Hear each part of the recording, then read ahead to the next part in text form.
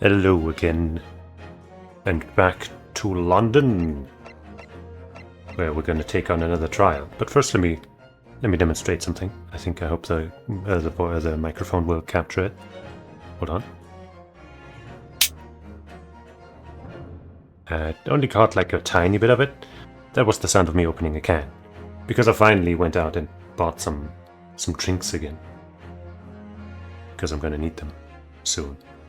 But maybe I'll talk about that later. What I'm drinking right now is a Monster Lando Norris, which I've never heard of, but the can looks very funky. It's 0 sugar. And now I'm gonna try it out for the first time ever.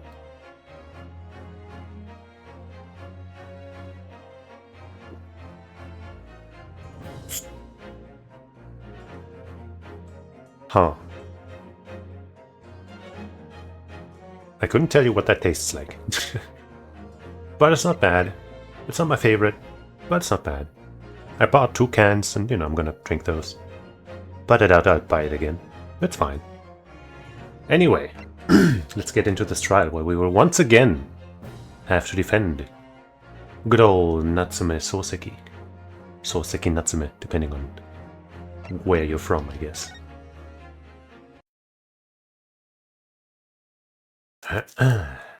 Maybe this time he's guilty, even though we kind of know he isn't. The Old Bailey. This place always makes me feel strange. I seem to get chills down my spine and break out in... Ayo, Junior. I'll try to have confidence. I seem to get chills down my spine and break out in nervous sweat all at the same time. Well, I didn't think I'd be back here so soon. That's my line. Good morning. Ah, good morning, Mr. Natsume. It was only 2 days ago that I was declared not guilty here. Yes, we somehow managed to prove he didn't stab Miss Green in the back, or anywhere. But now this! Another morning, another murder, and here I am again in this hellhole. Well, it turned out not to be a murder, but yeah. Can't keep coming to court. I'm beginning to think he's right. It really does seem as though he's cursed. Mr. Naruto, I'm afraid I have bad news. Oh. Hey. Mr. Natsume? Good morning. Yes, morning. So, here we are again. Yes, again.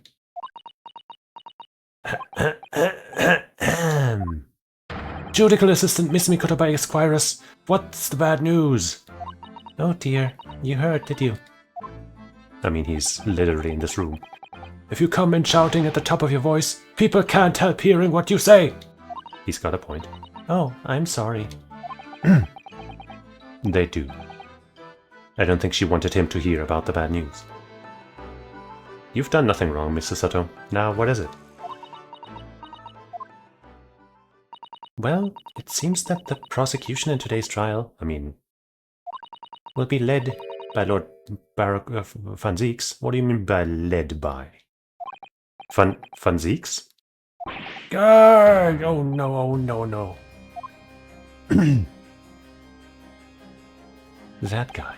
The so-called Reaper of the Bailey. The most legendary prosecution in the land. I guess led by it just means that he's taking the case, right? In the trial 2 days ago, he pursued Soseki-san and I relentlessly. Of course, by the skin of our teeth. We managed to pull through, but still.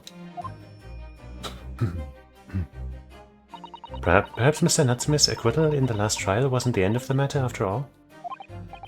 Yes, I know what you're thinking. The legend of the Reaper that says, nothing can save a person in the dock when Lord Van Zieks is the prosecutor.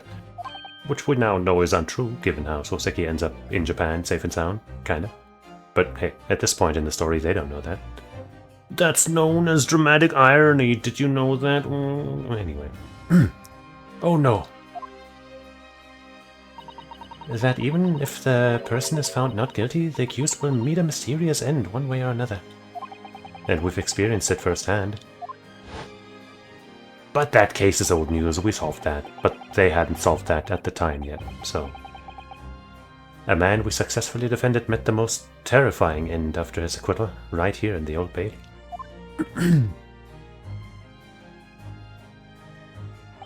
Ah, do I have to put up with those ice-cold eyes boring into my soul again? Cursed by evil spirits and now by the Reaper. Pair of petrifying perils, potentially. Huh? Well, if it's potentially, at least you appear to have hope, Mr. Natsume. Some shred. Locum student, Mr. Naruhodo Esquire. Ah, yes? I'm innocent. You have to believe me. You, more than anyone now. Don't worry. I'll be your steadfast ally every step of the way in this battle, I promise. And this promises to be a hard battle, I fear.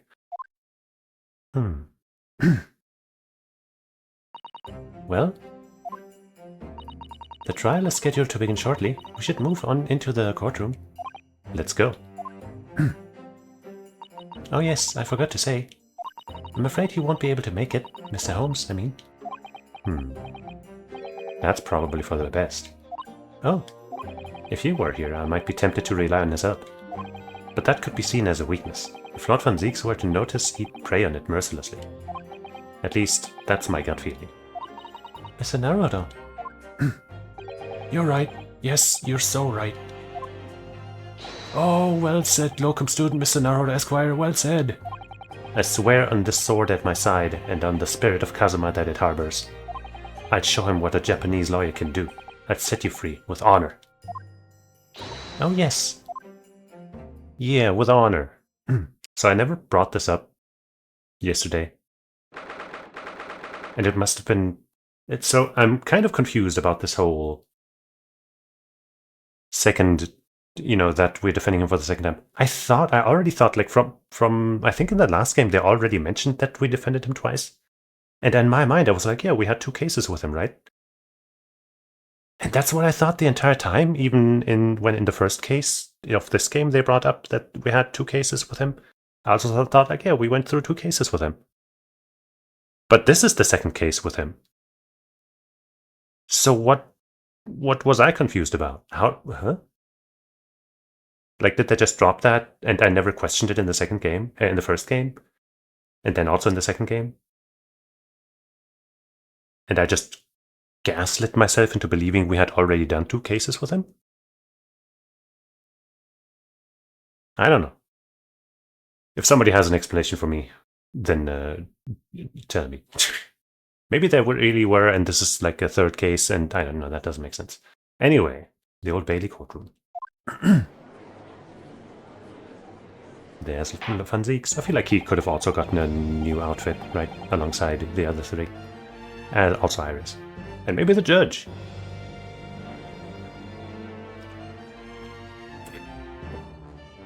Just give him an actual Santa Claus outfit, come on.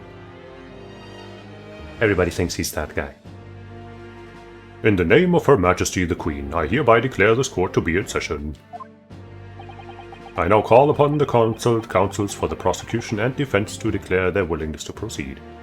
I guess it's a bit of a shame that I wasn't playing this during Christmas. During Christmas time. Oh well. The prosecution is ready. I gotta find his voice again. The defense is ready, my lord. Readiness for the trial, my learned Nipponese friend, is not what the defense needs. Oh? What you need is readiness for your inevitable defeat. Oh, how many quick cases have you lost against us? By the time of this case here, at least 2. So, just saying. Where's the bite in that bark? I don't feel it. It's not just my imagination. It's really here. Lord Van Zieks has such an animosity towards us Japanese for some reason.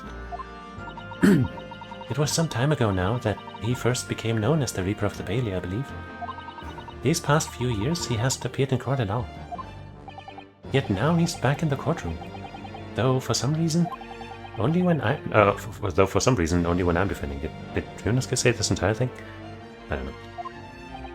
This Reaper, with his curious disdain for us Japanese, is a prosecutor shrouded in mystery.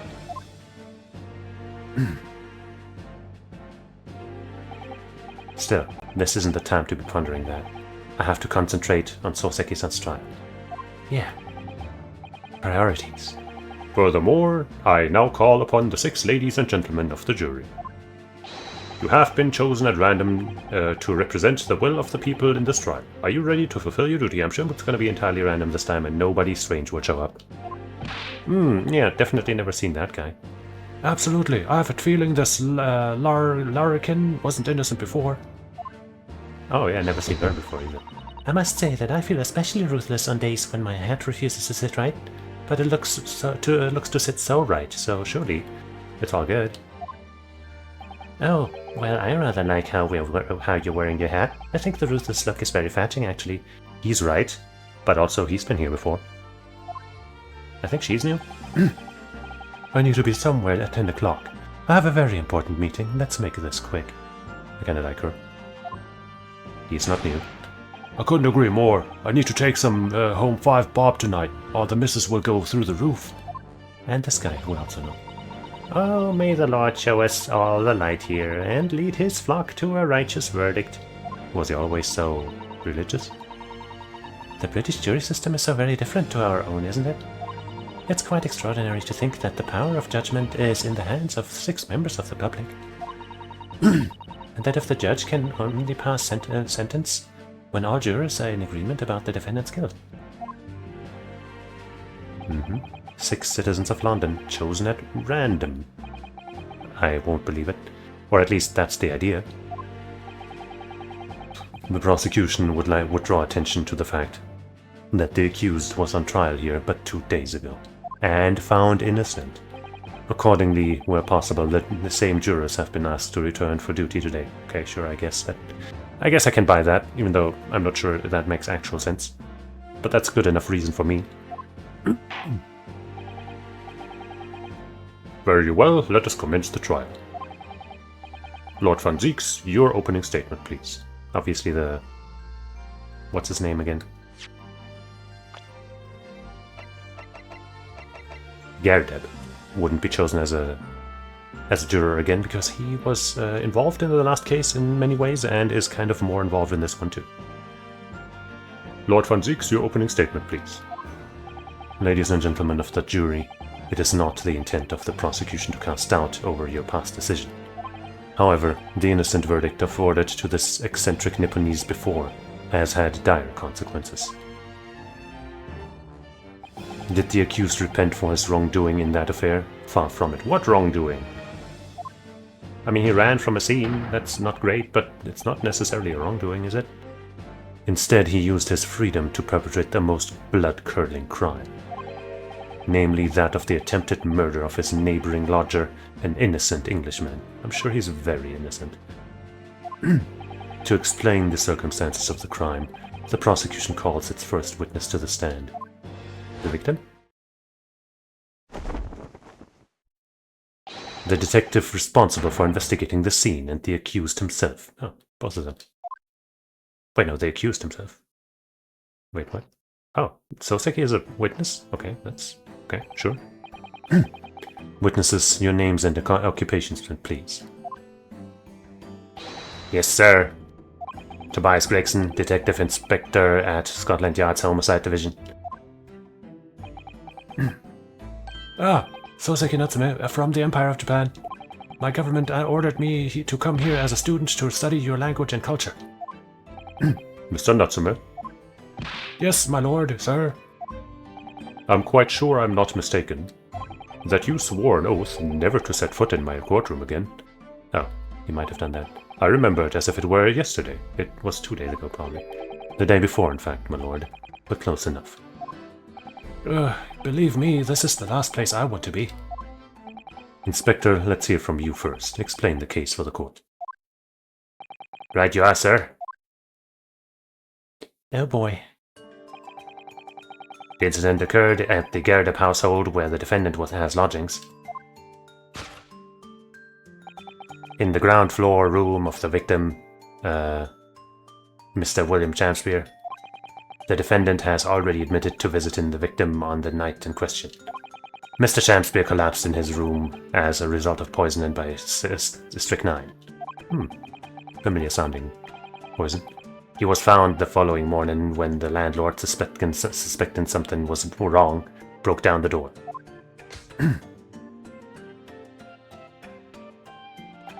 This means, I presume, that the door to the victim's room was locked at the time of the incident. Correct, my lord. It was locked from the inside, making entry to the exit or exit from the room impossible. I wouldn't say impossible. Although the victim, Mr. Shakespeare, lives to tell the tale. He very nearly didn't. The man was halfway to heaven when we first found him. I was the first officer on the scene, my lord. And I have a photographic print here that I took at the time to show how it looked.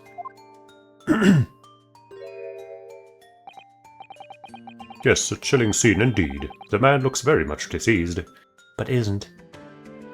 Let's look at that puddle underneath the heater thing. Interesting, isn't it? That's right, everyone present believed that's exactly what he was. Actually, you know, after I upload the videos to YouTube, I always check the, the recording, skim through it to make sure there's no glaring sound issues or anything. And one of the points I jumped to was Susato-san seeing him and being like, he's most certainly dead. That was kind of funny, knowing now that he wasn't. Very well, I shall accept this photographic print as evidence for the court. Yay.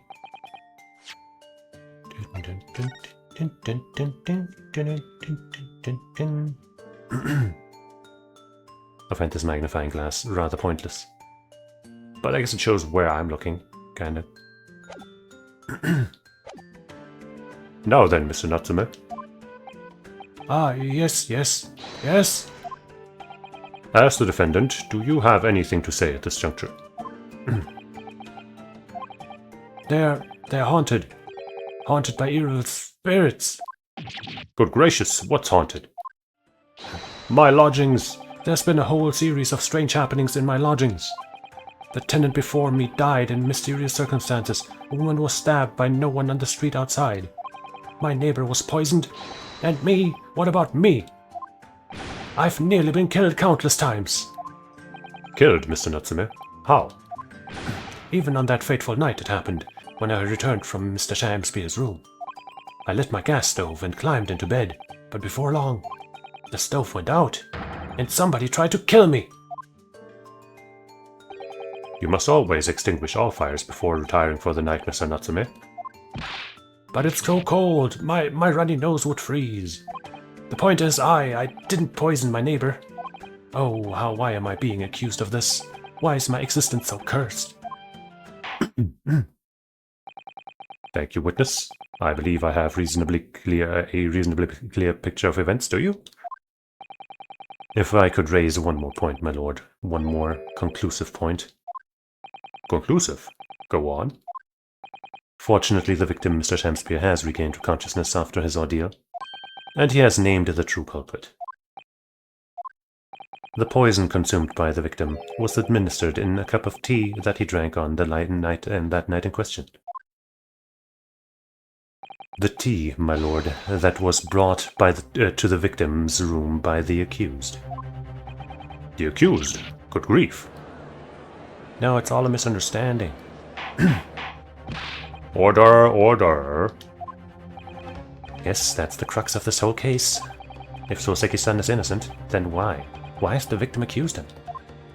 Maybe he's actually the one who's been actually strangling Soseki-san at night. Because he wants to kill him for some reason. Maybe he likes having both lodges to himself, and that's why he killed the previous owner too, or something. I don't know. Well, Mr. Natsume, what have you to say to this accusation? That evening, yes, I did take some freshly brewed tea with me when I visited Mr. Shakespeare's room as a gift. The public water pump outside always freezes at night, so I bought bottled water especially to make it.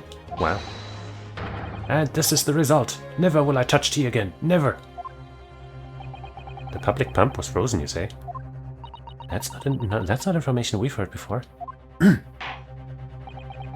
That will do, thank you. Now, according to our laws, the defense must have the opportunity to cross-examine witnesses at least once. Therefore, I call upon these witnesses now for formal testimony. I presume the prosecution has no objection. None whatsoever, my lord. Good. Then you will give your account of events on the night in question to the court now. Yes, my lord. That includes you, Gregson.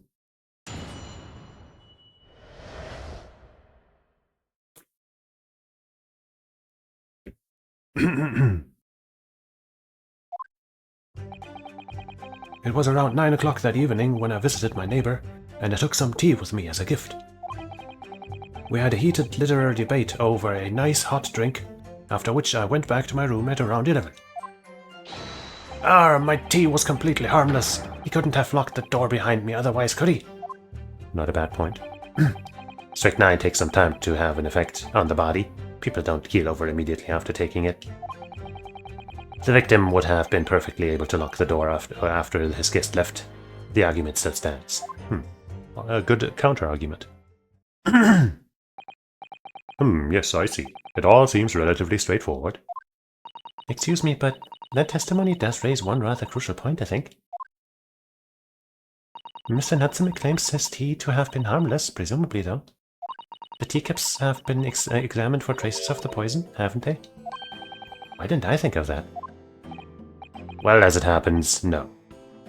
We haven't been able to. Why not? Did I hear you correctly, Inspector? Scotland Yard has failed to examine the suspect substance. How could you have overlooked something so important? Isn't that the first thing you should have done? My learned Nipponese friend is falsely incensed. The inspector said Scotland Yard was unable to examine the tea, not that it was overlooked. Unable? Why? It's simple enough. There was none left, not a drop. Someone must have been very thirsty indeed. With current scientific techniques, it is not possible to test for poison under such circumstances. There's that ring on one of the cups, though. Does that not amount to anything? We only need a drop, but that one drop does actually have to exist, funnily enough. The lack of examination notwithstanding, it appears nothing other than the tea passed the victim's lips on the night in question. What about the soap, though? Let's bring it back to the soap. I see, thank you. The matter is clear. Cast your eyes over the jury, my learned friend. What? You can see it in their faces, I'm sure, the recognition of the accused's guilt. Your client's fate is all but sealed. In mere moments from now, you will lose, and your compatriot will be damned for all eternity. He's right. I can feel all 6 of the jurors looking daggers at me. What if the one in the middle, the new one, is actually looking like hot daggers at us? You know, what if she's into us? Huh? Just saying. But I can't let them beat me down. I won't. Counsel for the defense, proceed with your cross-examination. Yes, my lord.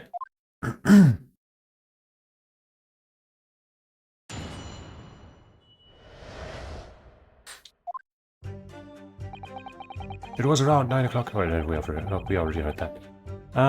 Let's press everything like usual. Were you and your neighbor good friends then?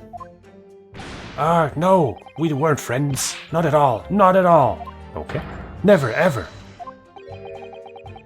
A simple no would have sufficed. Because of the different outfit, that gesture doesn't make sense. Then, why did you decide to pay him a visit?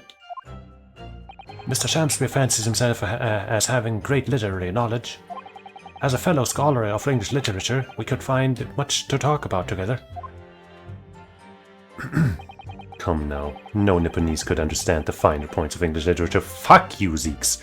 Fuck you, stupid racist! Jesus Christ! And on the night in question, that was the topic of conversation as well, I presume.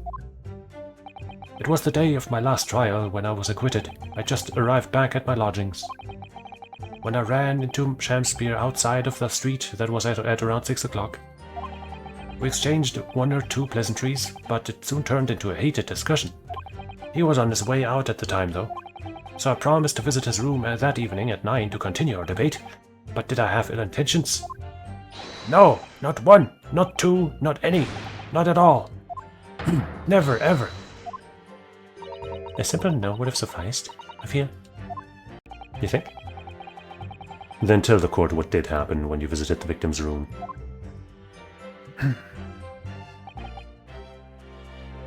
A literary debate about Shakespeare's works, I think you said, didn't you? Shakespeare? Ah, a very worthy topic of conversation, I must say. Oh yes, my lord. Romeo and Juliet. Who was stronger? It was a profoundly pleasurable parley. Romeo and Juliet? Who was stronger? Yeah, it's a very obvious discussion, man. Have you never heard of power scaling? Jesus, man. Get with the times, old man. I know I'm going to regret asking this, but how did the debate go? Well, we both agreed that we would reach a conclusion more quickly with a reenactment. So we battled it out, in a Greco-Roman style, naturally. You in the role of Juliet? I would love to see that. What? Mr. Shamspeare had all sorts of costumes in his room for such a contest. So when you say reenactment, you mean you were actually in costume?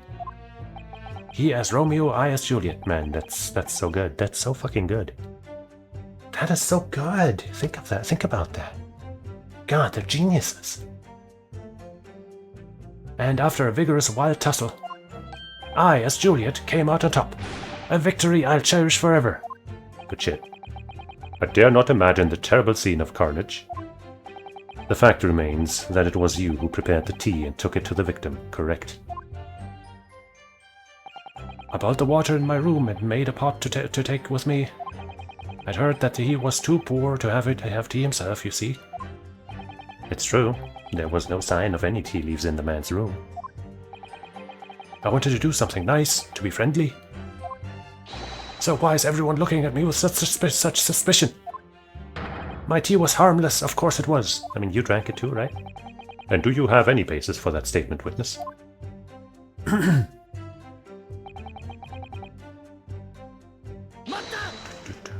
You should have just said, did you drink it too? I mean, you probably did, right? Yes, there was not a drop of tea left in the victim's room anywhere, was there? That's correct. Anyone would think the fellow had never had a pot of tea before. He must have licked it dry. Which is a pity, because one drop is all we would have needed to analyze it for poison. And you say that you returned home to your room at 11 o'clock, Mr. Natsume? Yes, definitely. By heaven and earth, I swear it. The landlord was able to verify that, as it happens. He confirmed that the defendant went back to his room at 11 that night. And how was the landlord able to attest to this? He, said it was the lamps, I believe. The lamps, Inspector? When tenants return to their rooms and start using gas, the lamps in other parts of the house flicker. Yes, Mr. Gaidab seems to pay a lot of attention to the comings and goings of his tenants. There's only one key to Mr. Shamspeare's room, and I know that for certain. So he must have locked the door himself from inside his room. The victim has confirmed that to be the case, yes. So I'm right, my tea was harmless, completely harmless. If you take poison, you die. Everyone knows that. But he didn't even die. It's not that simple, I'm afraid. What do you mean?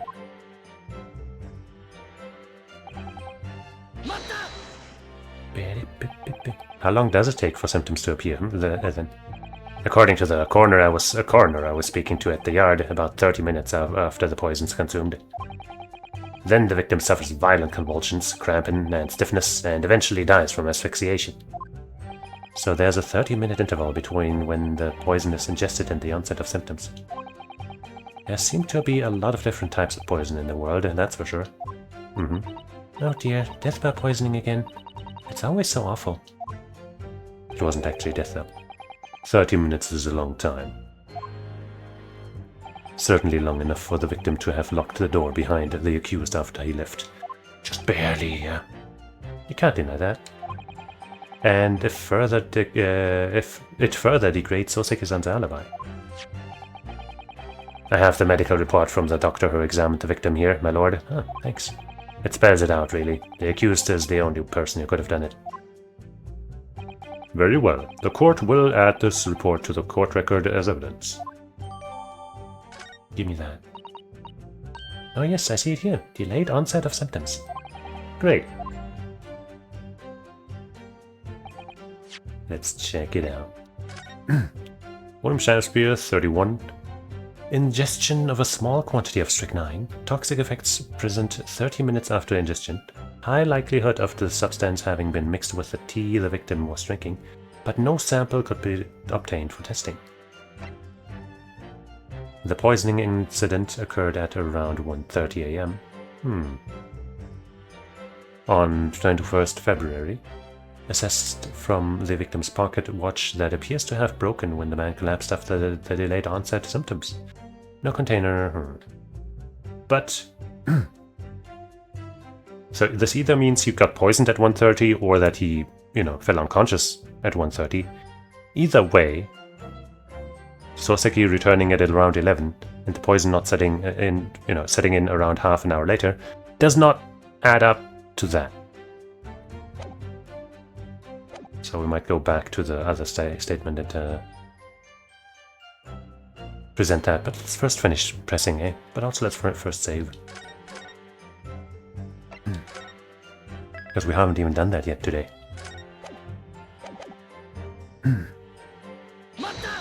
Mata!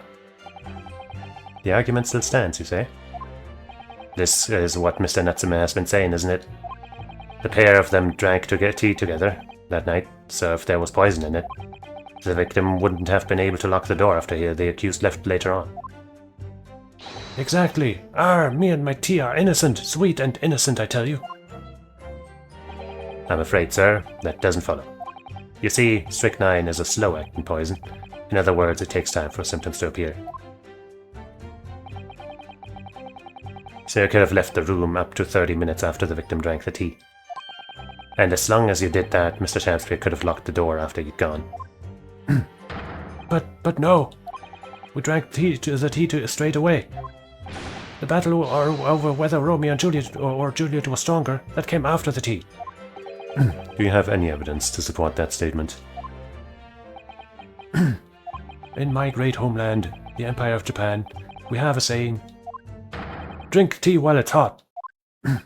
Sure, a proverb will satisfy the prosecution. I'm afraid there's no conclusive proof to support the defendant's assertion. Oh no.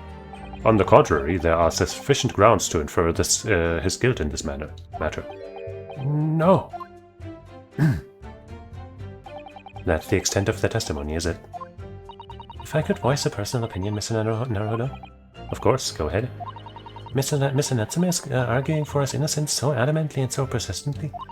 Yet Inspector Gregson just brushes away what brushes what he says aside. It's really quite infuriating.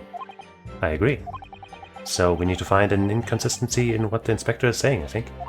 I'm afraid so. As things stand, the jurors are sure to find Mr. Natsume guilty. As I see it, what we need to focus on is the poison and the tea. Let's listen carefully to this testimony again. Yes.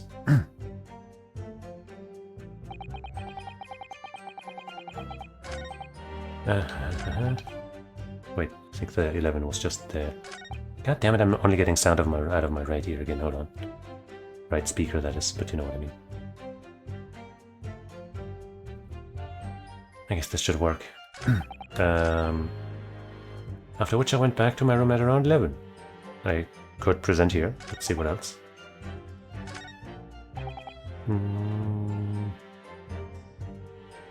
Maybe here, but probably not. Let's save before we do that though, because, we all know how these games are. You can be completely right, but the game doesn't want you to be that right at that time yet. Sometimes. Let's look at it again too. 30 minutes. 1:30. Went back around 11. That has to be right. Yeah.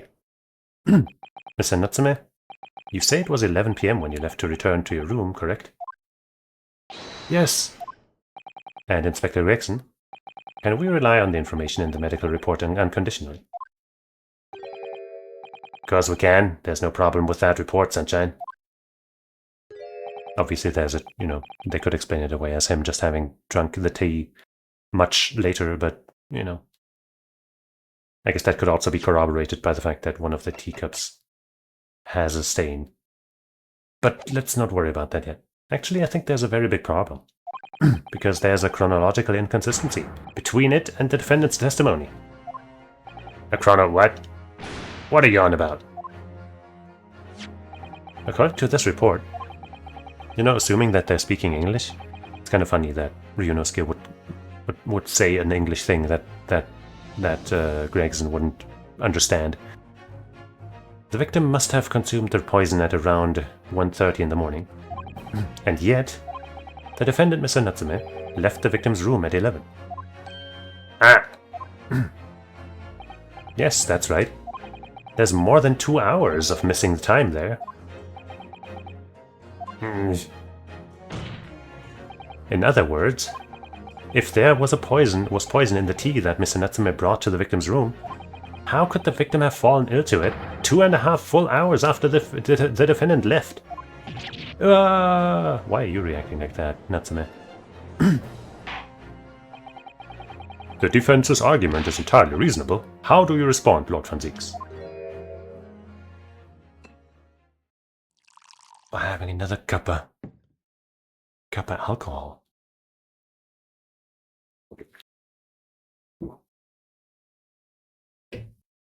Or rather, chalice. Pray forgive the discourtesy if my mind has wandered. I was considering what cuisine would best complement the contents of my hollowed chalice this luncheon. How could it have happened, you ask? Oops. I do hate to shatter illusions, but my Nipponese friend appears to be chasing a phantom idea. A phantom? Is it so hard to imagine that the victim drank his tea after the accused had left? For example, at the time stated in the medical report. Yes, at around 1:30. Mr. Natsume brought the tea with him to drink together with his neighbor. And in Japan, there is a well-known saying, drink tea while it's hot. And in my country, there's an even more apt saying. There's nothing more refreshing than cold tea. I don't think that's a saying that I've ever heard out of Britain. The point is, if there was such a long gap, there may be other ways to explain how the victim came to be poisoned, other possibilities. What sort of possibilities, Counsel? Well, for example, the man could have had another visitor. Another visitor. That's a very bold assertion, my learned friend, from someone who has nothing to substantiate it. Or the victim could have taken the poison of his own volition. You suggest this may have been a suicide, Counsel? Mr. Shamsby has categorically denied suicide. The idea can and must be discounted. Oops. But he could be lying. It's unlikely that he would lie about the suicide, I feel like. I guess it could be.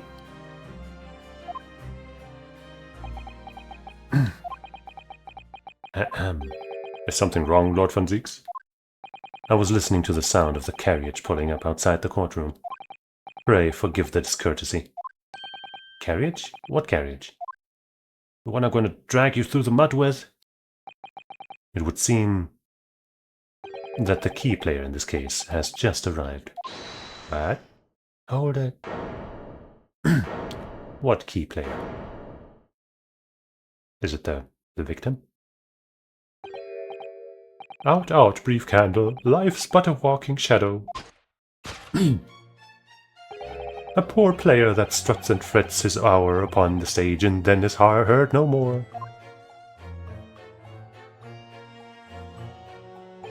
It is a tale told by an idiot full of sound and fury, signifying nothing. Uh-huh. Who, sir, are you? William Shamsby, my lord. Alas, 'twas I, undone by these bitter events, I. am the victim. What? What's he doing here?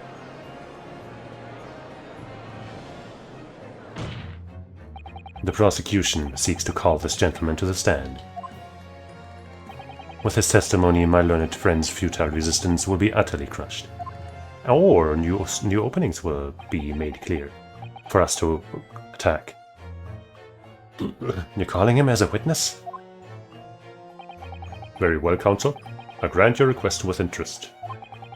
I am curious to discover what the court shall hear from the victim himself.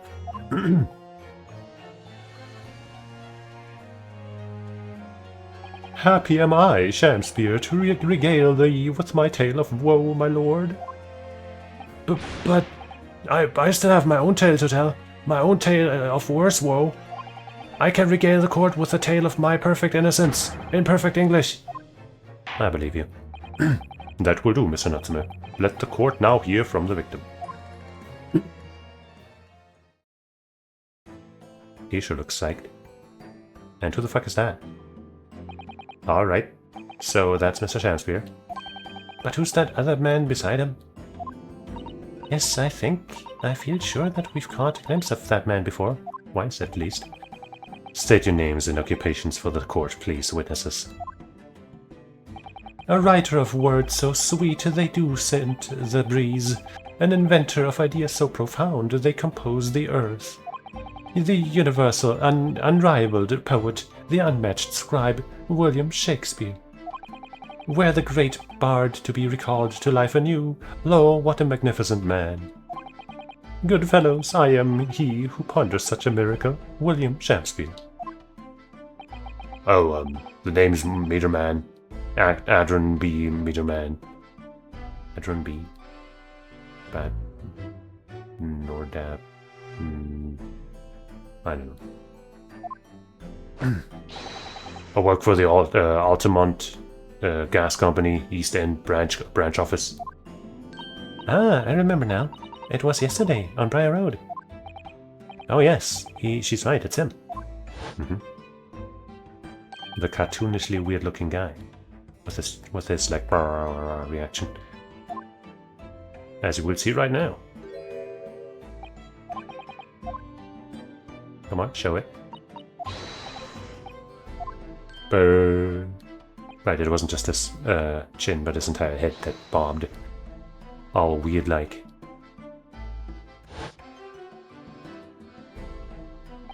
Yes, we spotted him outside Mr. Gerdep's house that morning. And he's a gas company employee? What does he have to do with this case? Everything.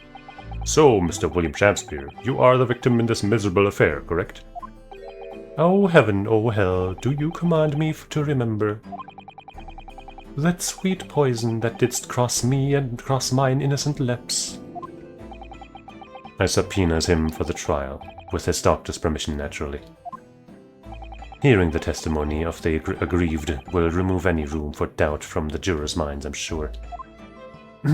Behold, you have only to rearrange the letters of my name to see that me is a seraph, an angel indeed. Right. Thus be I noble of mind, sweet of nature, and verily honest of heart, as all heavenly angels be. Because there isn't a less contrived meaning in your name? Nope, not at all. The jurors seem to be very moved by this man, I'm afraid. Damn, they must be two total chumps. Okay, shrug guy seems to be shrugging as usual. This guy doesn't seem convinced, and that guy didn't even hear what he was hearing. Thank you, witnesses, for your illuminating introductions. But, my lord, what's the man next to Mr. Shamspeare doing here? The gas man, I mean? Because he's the gas man.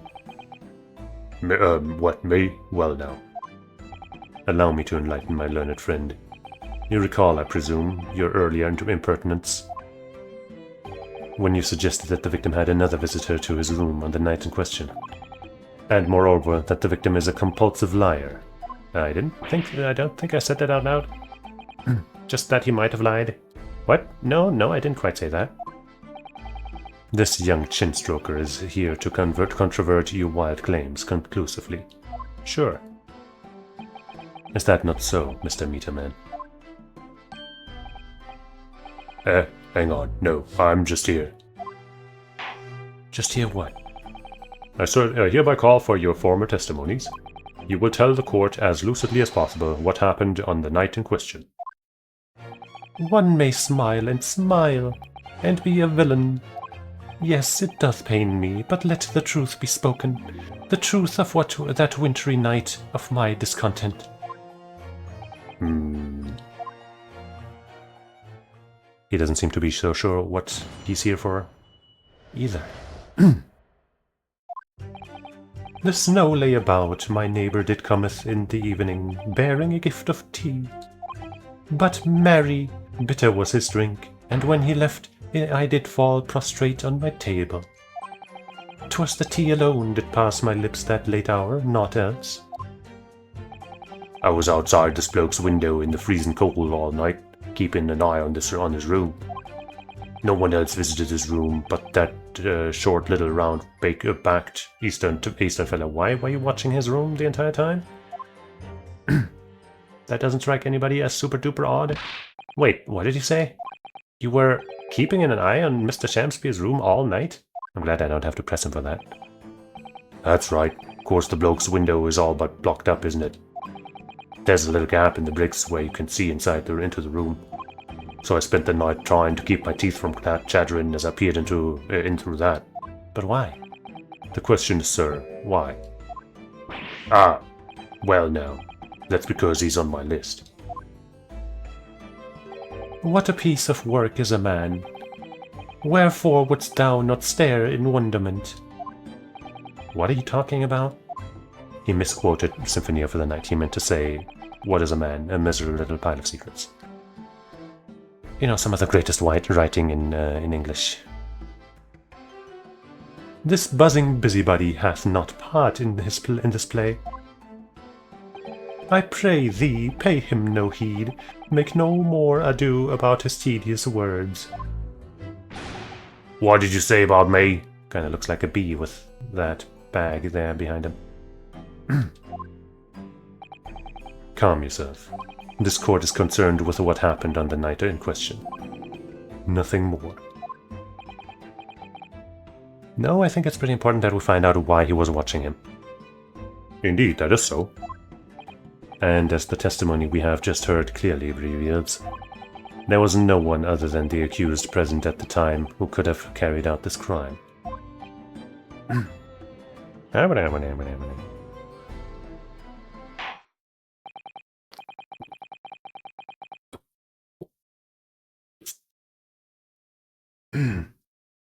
Well, I believe this may be the final testimony of the trial.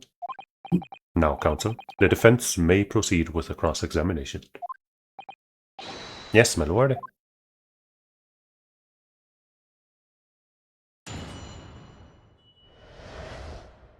The winter night of my discontent. What time to press?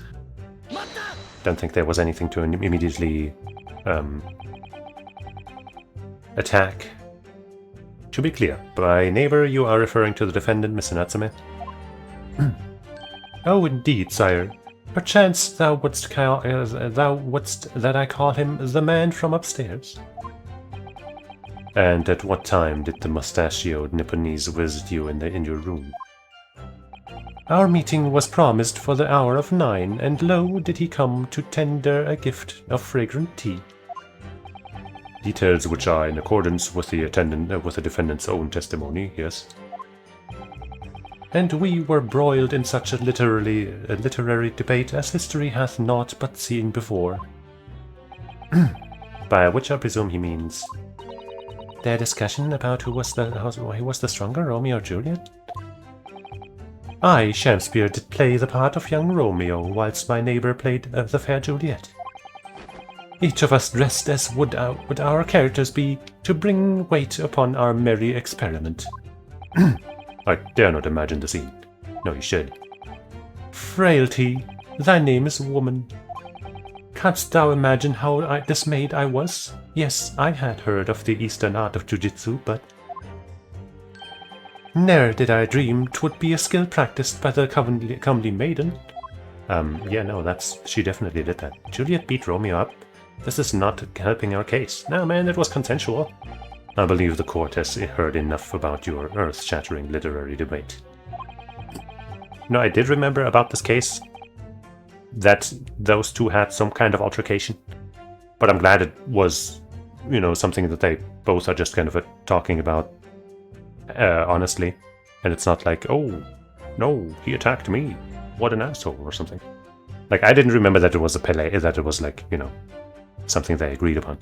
In my mind, it was like they had an actual argument and Soseki, like, slapped him or something. Like, you know, something still not murderous, but, you know, more worse for his case.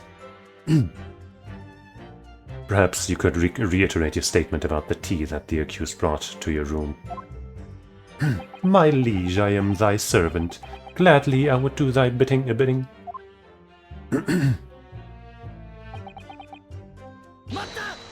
How dare you call it bitter? Let me stop you there.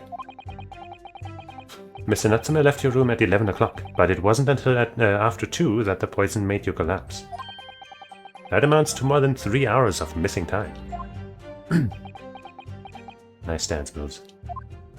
If the defendant had really put the poison into your tea, that 3-hour window of time is something you're going to have to explain. Gladly, 'tis an easy task. What? I did drink of the tea, not while my guest did tarry, but after he took leave of me. Faith, 'twas stone cold, but at 1 hour post midnight, verily were my lips parched. That doesn't sound normal. Nay, 'tis quite ordinary, sire, after all. Thou wouldst recall our fiery debate. Amidst such argument, there'd be no time for fiery tea. Romeo and Juliet again. And who was stronger?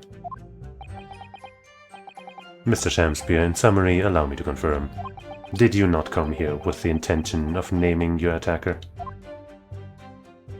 But of course, my liege. 'Twas the stoped lover of words did attempt to shuffle me off this mortal coil. We all know what that means. 'Twas the tea alone. Not else? I mean, we could try to present this and be like, then what's that puddle? What's the soap?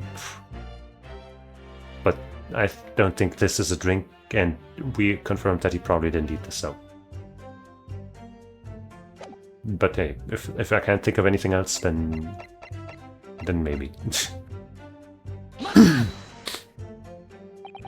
So you didn't have any kind of evening meal? Dinner? Supper? Ha! Fie on luxury, fie on gluttony. To eat thrice daily is but a waste of time. Sorry? I would say I would that my belly were full, no more of that than no more oft than the sun doth rise. Well, most heroic eating habits, I must say. Night and day do I fill my my hours with learned study of the great bard and playwright. Hence is it that there doth not in my chamber be then the costumes of mine art. That sounds stupid and unhealthy. That would appear to be the case, as even a rodent was found starved to death in your room. Oh no. Now I think of it, it's not just food that was conspicuously missing from that room, is it? I don't recall seeing a single play or script anywhere. Oh. For I have devoured them all. Right, that's smart. You've eaten them? Every word be within my skull. Didst thou imagine otherwise? I was trying not to imagine anything about you, honestly. Right, that wasn't misleading at all. Now, could you turn around, do you think? Which brings us to the conclusion that the only way the poison could have passed the victim's lips is in the tea.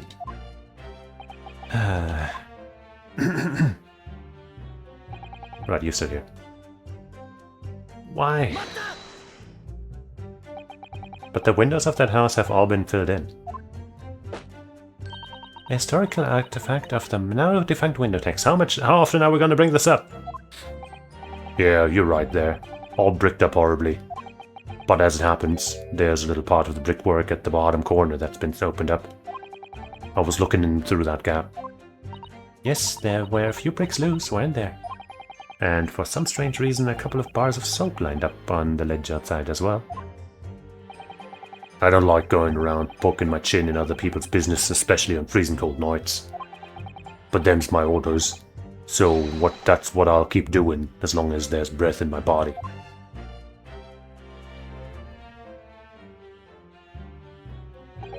What's with all the theatrics today? Theatricals. Out of interest, Mr. Meterman, after the accused had left and returned to his own lodgings, did you see the victim leave or the room at all? No, he never left. He was in that room the whole time, as far as I'm concerned. And we can therefore discount the possibility of suicide. How can you be so sure of that?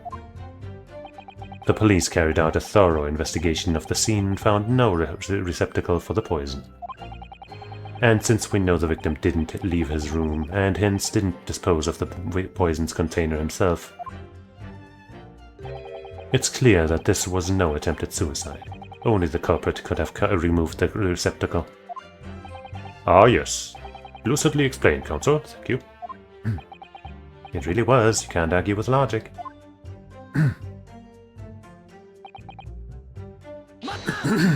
I feel like we're gonna go to the jurors and won't actually be able to present anything. You say you're a short little round-backed Eastern fella, so you can't be sure it was the defendant then? Great argument. How many other short little round-backed Nipponese with a mustache do you think there are in London? Like at least 2? Well, of course, it's only a narrow gap and it was quite dark, so I didn't notice the mustache. But he showed up around 9, so I'm pretty sure for myself. And when the person you saw arrived, did he and Mr. Chancery drink tea together? Nah, sorry, I couldn't say. Why not? Because I couldn't see into the room at all that well, could I? But what I did see was the silhouette of that little round-backed fella wearing a pretty dress. Then the pair of them started some kind of wrestling match. I tell you, I didn't know what to make of it. You're the only one lucky enough to have seen it. I suppose. That was the Romeo and Juliet championship battle getting underway. Mr. Meterman, allow me to confirm one final time. Apart from the accused, can you state with certainty that no one else visited the victim on the night in question? No question. Gasman's honor. Hold it. Uh-oh. Was I right or was I right? I was right. My lord! Goodness me. Yes, Master Foreman. I've kept my mouth shut and listened up to now, but this has gone on long enough. Are you all with me? Yes. Are we to understand that you ladies and gentlemen of the jury are in agreement with one another? That you've reached that you've reached a unanimous decision. Why was that so hard? Too right we have. Are you all with me? Yes. Wait, no. The defense is in the middle of a cross-examination. To be honest, I was holding out a bit of hope for you, young man. Especially after you had identified those few hours that followed the accused leaving the victim's room. Yes, the 3 missing hours, as you put it. But in the end, what difference do they make? None as far as I can see. And since that's now apparent, there's really no reason to delay our decision any longer. Like I was saying before, if I don't take 5 bob home with me tonight, the missus will blow her top. I'll give you 5 bob. What's that? Sorry, I didn't quite catch what you said. Very well. Let the court be apprised of your decisions. Ladies and gentlemen of the jury, you will state your leanings as to the defendant's culpability. Oh no. Uh-oh. Ah. No. Dang. Shit.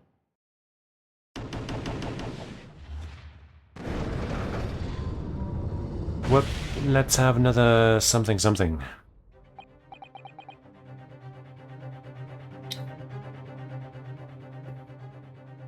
All of you? Well, it would appear that the jury is indeed unanimous.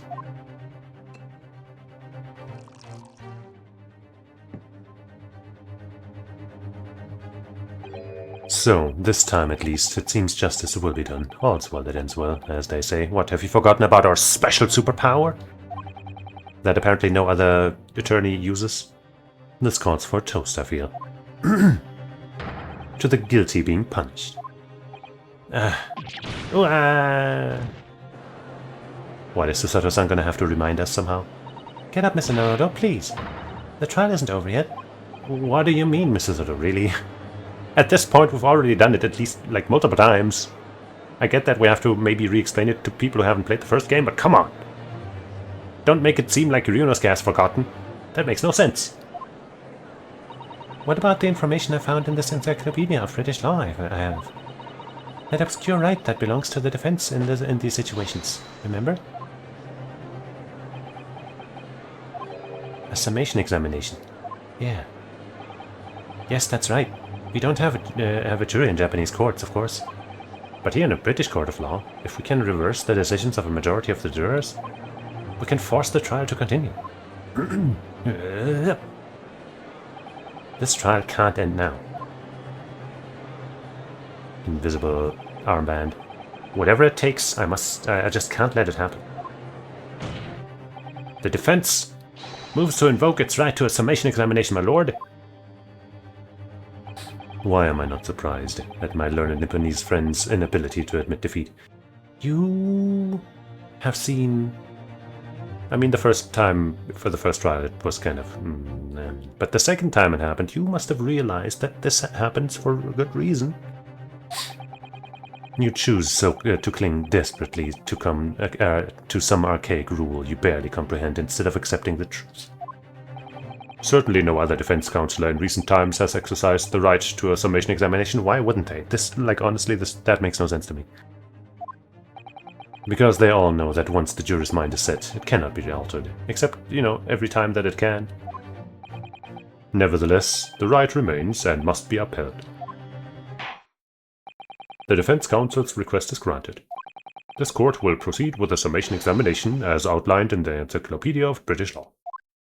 Thank you, my lord. Are you and your fellows prepared, Mr. Foreman? Believe me, my lord, we know all about this young lad's tenacity. And we're ready for it. Very well. In that case, ladies and gentlemen of the jury, I hereby call upon each of you to state the grounds upon which you find the defendant guilty of the crime for which he stands accused. I just hate Japanese people. The victim may not be well off, but he's a noble man and straight up. There's no reason to doubt the man. Oh, is that what you think? Well, I do declare the good gentleman has no reason to lie. In fact, I think he's rather splendid. On what account?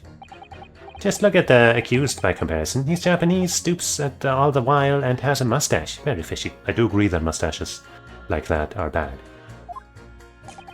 There's no evidence to suggest that the gangling actor is a fraudsman, for now at least. Oh, I'll give you that. I really don't care, I just need this trial to end quickly. I don't think we can give you that pleasure, sorry. 3 hours of missing time is nothing when you reach my age, nothing at all. So we have 2 statements that are absolutely worthless. I knew it. Every single one of them seems completely convinced. I don't know, the last 2 seem like they just don't really care. It would seem that all the jurors have come to the conclusion that Mr. Shamsby is a fine, upstanding, and honest citizen. Well, not all of them. If you ask me, they've all been bewitched by strange theatrical movements. And sadly, nothing of Mr. Natsume has said appears to have registered at all. Well, here goes. Let's not forget. I have pleaded with the jury on Soseki-san's behalf before, and it worked. So you never know. Before we begin, it might be an idea for me to remind you exactly how a summation examination works, Mr. Naruto. Oh. Well, you're still very new to British law, after all. That's true, I suppose. And Soseki-san's fate is entirely in my hands now, too. There's always a chance I might have forgotten some crucial detail. Perhaps I should hear Susato-san out. I wonder, should I let her talk me through it again or not bother? No need! Thank you for the kind offer, Mrs. Hutto. But I've been through plenty of these summation examinations already now. I think it's important that we don't delay the start any longer than necessary. Of course, I understand. And I'm quite sure you're right. If you're confused by anything at any point, you can turn to me for advice whenever you like. I'll be here for you. The key to this is really listening carefully to each juror's statement. Finding two that are contradictory and pitting the corresponding jurors against each other. But also pressing everyone.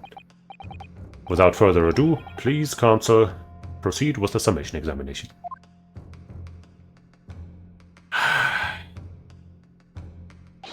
Yes, my lord.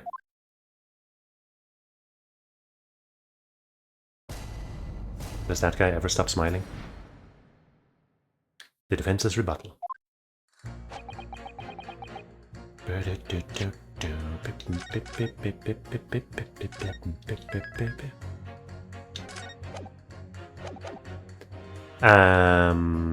Please. Well, there are plenty of people in London who seem noble but poor. Couldn't some of them also be liars? I've no doubt about it. Like that shaky client of yours, for example. Absolutely not. Mr. Natsume is no liar. Look, the point is, the only thing that passed the victim's lips that night was that Japanese man's tea. When you take the gas man's testimony into account as well, the truth couldn't be any clearer. Well, that's alarmingly logical. But let me be frank here. I'm a gentleman, with a gentleman's values. If it turns out that the old Shakespearean chum is a rotten liar after all, I'd gladly change my decision about the defendant. And I'm sure my fellow gentlemen of the jury would do the same, isn't that right? Gentlewomen also. Well, yes, perhaps. Though I don't see it happening. What's that? Elderly gent on the end here, you know? You'll have to speak up. Look, I really don't care about all this nonsense. I just need this trial to be over.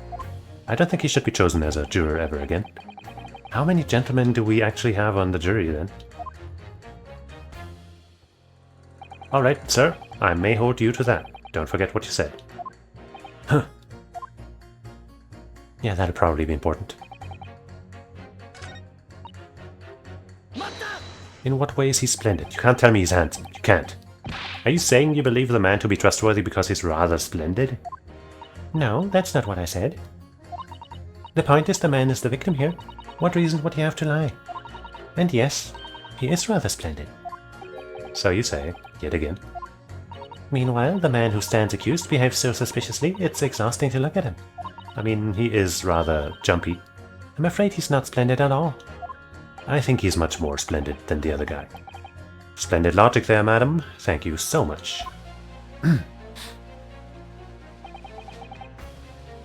He's Japanese. No, not one of those things is a reason to find the man guilty. But he is fishy. There's no point to dancing around the fact. He's Japanese, he has a mustache, and he stoops. You see, you arrive at the conclusion in just 3 steps. 3 steps, like a waltz, in fact. You know, the more I think about it, the more this trial seems like a dance. You seem to be several steps ahead of yourself, though. And you're on the wrong foot. Haha. No, there's nothing but circumstantial evidence here. There's no actual proof of the defendant's guilt. But the victim's version of events is backed up by what the big chin man next to him says, isn't it? 1, he saw the Japanese man there. 2, he saw no one else. And 3, he saw the Japanese man there. Oh. That's another 3 steps. All this really does seem more and more like a waltz, doesn't it? Right, and the prosecution will waltz its way to victory if I let you speak much more. Well, he seems entirely worthless. For now. A fraudsman? What do you mean by that, madam?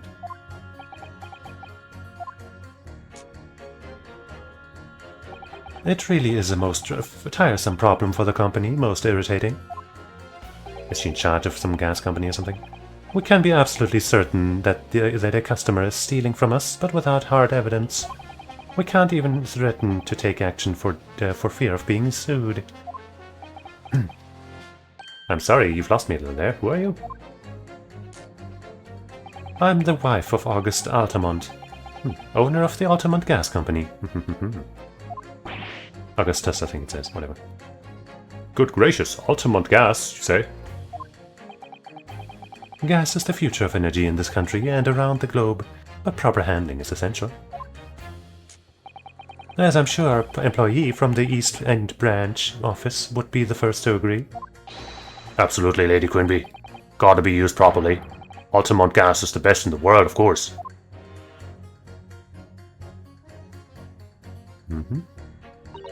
I think we may have solved the mystery of the bow from earlier, Mr. Naruto. Right, he bowed in deference to his employee's wife, did he? So would I be right in assuming that the reason Mr. Mitaman was watching what Mr. Champsbury was up to in his room? I'm afraid that there's no end to the lengths of the population of the East End will go to in order to steal our gas. So I really have no choice when the company identifies somebody as a possible fraudsman. But to dispatch a worker to watch the suspect day and night, we are very thorough in our investigations. So you mean Mr. Champspeare is... I wouldn't come out and say it in public. But you can finish that sentence with a grubby little gas thief. And if we can prove that, you'll, be with us. You have noticed the public gallery in here, have you? The eye of a man hath not heard. The ear of a man hath not seen. Faith, wouldst thou wound me with thy words, were I to let them penetrate the skin? But seraphs hear no not insults, only choirs of angels and song. We may not have evidence yet, but my workers won't stop buzzing around you until they find it. So she's the queen bee. And when they do, you'll find yourself blasted back to your angelic heights in an Altamont gas explosion. So Mr. Champsbury has been stealing gas. I wonder, juror number 4, if you wouldn't mind adding that information to your statement. My pleasure. Was it at the bit about ripping that thief apart you enjoyed? A little before the part about abject violence, if it's not too much trouble. Yes, of course. This could be it. This could shift the balance. It could. And I'll have a sip.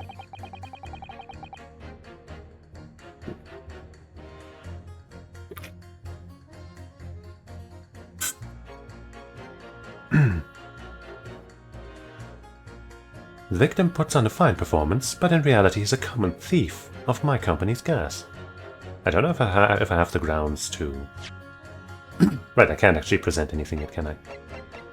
But I guess I can pit her against the first guy. Now. Probably, maybe. But let's keep pressing first. Really don't care, like... So, that's not good. You keep talking about needing to take home some money. What's all that all about, sir? Finish, lass. That's what it's about. What's that? I'm talking about the derby at Hyde Park, aren't I? It was the Queen's Cup last week, wasn't it? Oh, he's into Uma Musume. At derby? It was a dead cert, that's the thing. I couldn't lose, so I took my wife's secret savings, like. Okay. I like Uma Musume as much as the next guy, but you shouldn't spend other people's money on it. But then that hopeless old mare went and did the unthinkable. That stupid Finnish lass. Oh dear, I think it's clear what happened, isn't it? Yeah, he didn't get the Uma he wanted when he pulled in the gacha. Clearly. This is the day the missus uses her savings for a trip down the pub. So come on, let this business lie now. Just give it up. No, that's not going to happen.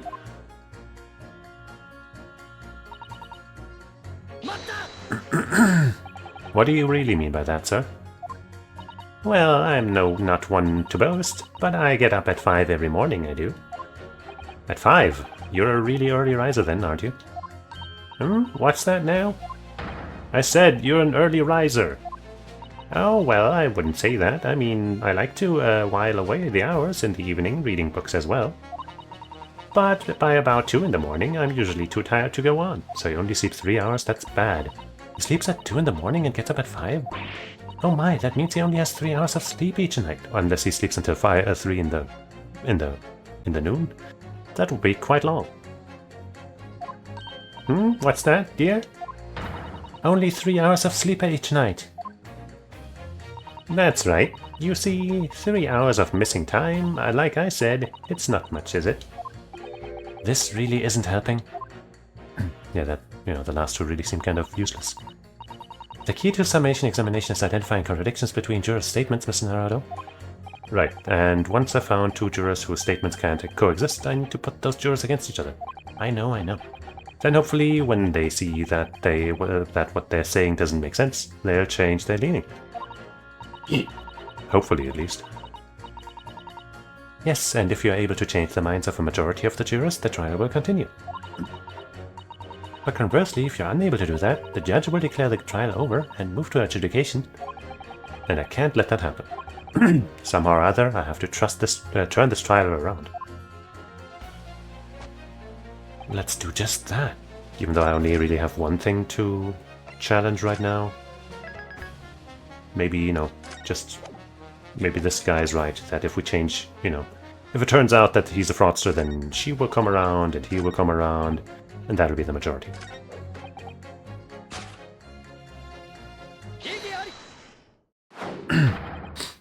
Those two statements clearly contradict each other. Good gracious. Those two statements to whose statements do you refer, counsel? Juror number 1. What are you yelling about, lad? I presume you've heard juror number 4's statement, made by the wife of the owner of Altamont Gas? Well, yes. The victim, whom you claim to be noble, straight-up noble, straight-up man, is actually gay as fuck. In fact, turns out to be a common thief. So the good lady says, but there's no evidence, is there? You and I both heard them say as much. It's true. We don't have evidence as such. Just yet. I can help you out. But the claims aren't baseless, you know. What? You heard me. Seeing as his operation has already been compromised, I would suggest that the court hears testimony from our East End branch office employee over there. I'll do whatever you say, milady. Gossman's order. Honor.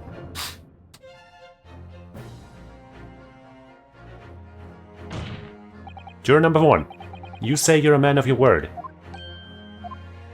If I could show that Mr. Shamspeare was a liar, you assured me that you would reconsider your decision about the defendant's guilt. Yes, I did say that. And as a man of honor, I'll do it. I'll hold to it. As I'm sure the other gentlemen of the jury will. Me? Oh, well, yes. Now that we've found out the man's a liar, perhaps we ought to consider the matter further. Well, if I'm perfectly honest, I haven't heard half of what you've all been saying. So if this means you recap a few points, that would suit me down to the ground. Well. Oh no, I'm not having any part of this. I want this trial over and done with. In that case, I shall change my leaning. So, Mr. William Shamspeare, if that is your real name... I think his name, actually, the name might be fake too. We of the jury demand to know exactly what kind of a man you really are. Yippee. I think the other lady that called him... What was it? Not dashing. She also should have joined, because if he's a liar, then whatever. Whatever. That's 4 jurors. 4 for not guilty. 4 for 4. Yes, Mr. Naruto, victory!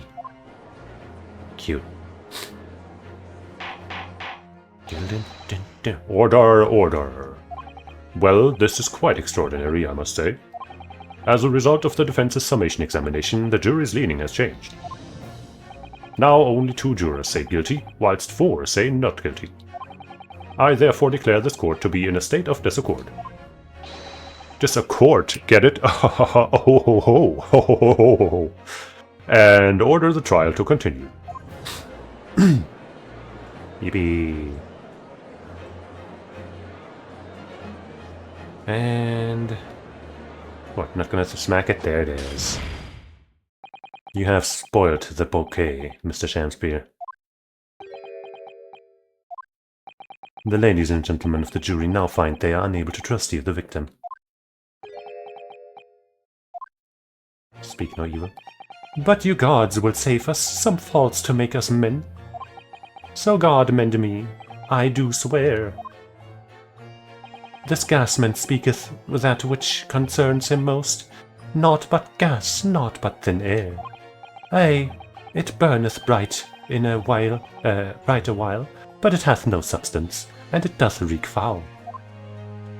Oi, what did you say? Do I take it, Mr. Shamspeare, that you deny the allegations of gas thievery? Most heartily, my lord. Hast thou forgot?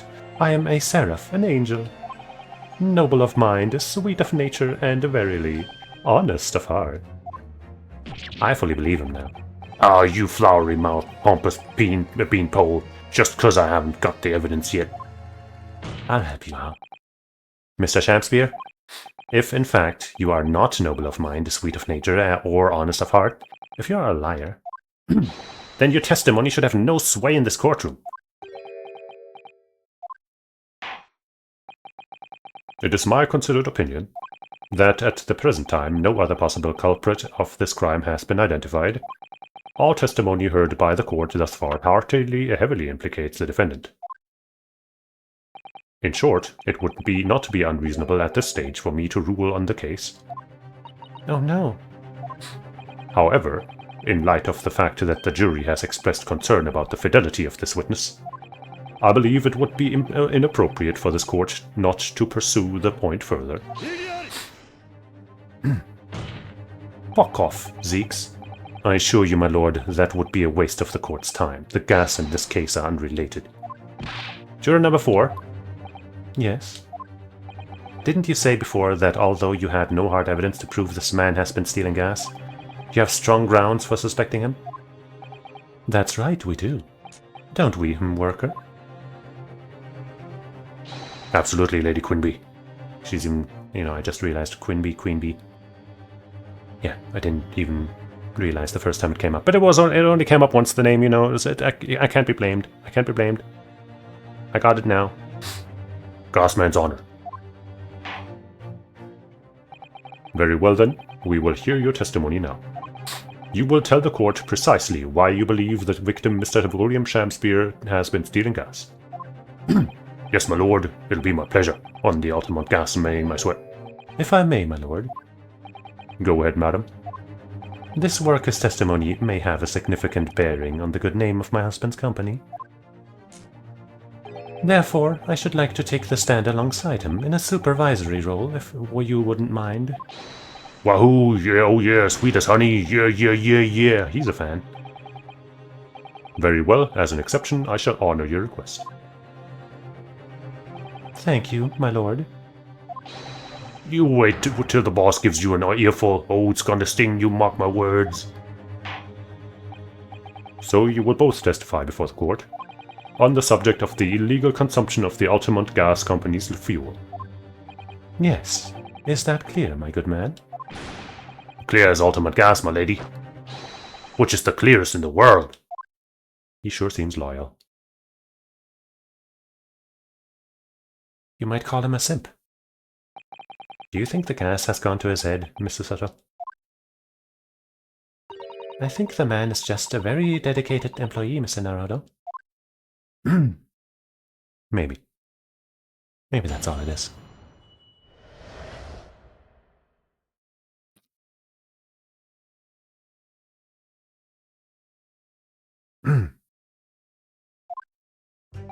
I'm proud to be the company's East End branch investigator and meter money collection agent. Altamont gas meters accept threepenny bits, each coin giving customers about 2 hours of gorgeous gas. And yet, the meter in Mr. Shamspeare's room didn't have a single coin in it. The meter doesn't appear to have been tampered with, although, and the collection agent has the only key. Somehow, he's using all the flaming gas he wants without paying a penny. If that's not thieving, then what is? See, I was right. I was right. That also explains the puddle, obviously. Pray forgive the discourtesy. The irrelevance of this testimony caused me to turn to my hallowed chalice. He's drinking to cope with the fact that we're destroying him. What do you mean by that, remark, Molot van Zieks? That the mustachioed Nipponese poison the gangling... that the mustachioed Nipponese poison the gangling excuse for an actor, or didn't he? That is all that should concern this court, and yet now we must listen to this abhorrence. It's relevant, asshole. Clearly that what separates the vast British Empire and your eastern island nation is more than geographical distance. Yeah, what separates us is your racism. But this could turn out to be a crucial testimony. The cross-examination must go ahead. Oh god, what the hell happened? I thought I was okay after traveling back in time to see this case, but now I got hit again by the wine glass. How is this even possible? Every time I come and sit here, a bottle of wine slaps on me and I don't even get to enjoy it. Not that I like wine. Not after today, at least. I'm bleeding out. Why is nobody helping me? Do what you will. Lord Van Zieks appears to be in a violent mood. Yes, he does. An attempted poisoning and an incidence of gas theft with no supporting evidence. It's true that they would appear completely unrelated at first glance. But I wonder. The truth tends to be buried in the most unusual places. And the first step in covering it will be to establish just who and what this man really is.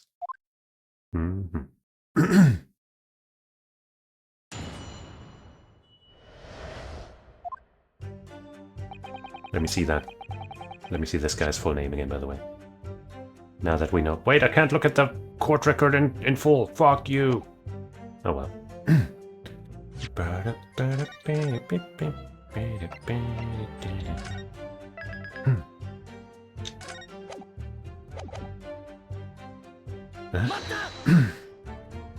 So does that mean you enter people's houses in order to empty their gas meters? That I do. Have to try to catch people when they're in, then ask permission to come inside and do my business. Does that mean you've been into Mr. Natsume's room before as well as that of Mr. Shakespeare? Well, no. Interesting you should bring that up, because I couldn't believe how little money was in his meter. I mean, how the pair of them survive in the winter's beyond me. It really is. Knowing Mr. Natsume, he probably spends all his gas money on books. Yep, probably.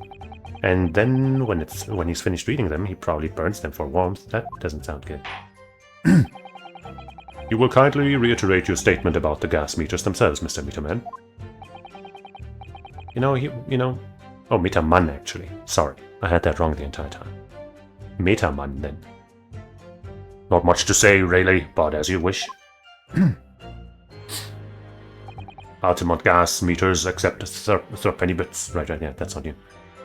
How large, what shape exactly, how large, would you say a threepenny is? So all London houses that have a gas supply are fitted with these gas meters, are they? They are the latest model, the height of technology, developed by our company, Altamont Gas. And anyone who uses our gas will have one of these meters in their property, yes?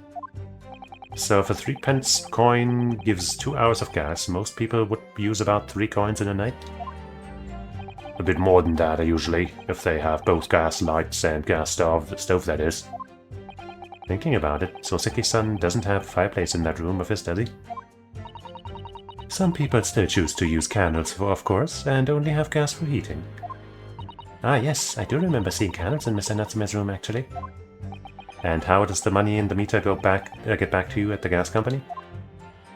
Every 3 days, gasmen like me visit properties on the gas supply and empty the meters of coins. Every 3 days, that seems often. I must say, the design and manufacture of the new meter cost the company an awful lot of money. But happily, it did put a stop to people not paying their dues, for the most part. Ah, because they have to pay in advance, you mean? Yes, exactly right. Okay. Well. Out of interest, how long has this been going on? Weeks and weeks. He's been pinching gas of us for ages. And you've examined the meter in Mr. Shakespeare's room, I take it? Naturally, we took it off the wall and went over it with a fine-tooth comb. And found nothing suspicious at all, I presume. No, I'm afraid we didn't. Which is exactly why I demanded a new type of meter to be produced. One with an indestructible lock. A Shakespeare special. I don't think the lock would help. Given what we have assumed, at least. That sounds like it would have cost an awful lot of 3-penny pieces. But even after all that, the rascal's meter was still empty. Oh, you actually did it. Oh, wow. I'll never forget the humiliation. When I opened up the money box and found it there. You what? I said. You what? And the look on his face, that smarmy smile of his. I pulled the meter straight off the wall and took it back to the office. But you know what? Nothing. Not a trace of being jemmied open anywhere, not a single sign. And what's happening to my salary as a result? Down by 3 shillings a day, that's what. That's rather not nice, not fair. A life-threatening situation in a number of ways. Incidentally, what became of the meter? Nothing became of it. I still got it. Oh. You have it with you right now? Right here, you do. No wonder they call you Meter Man. I think it would be prudent for the court to sequester this item while the trial is ongoing. Maybe let's inspect it right now. Oh, wait, yes I can.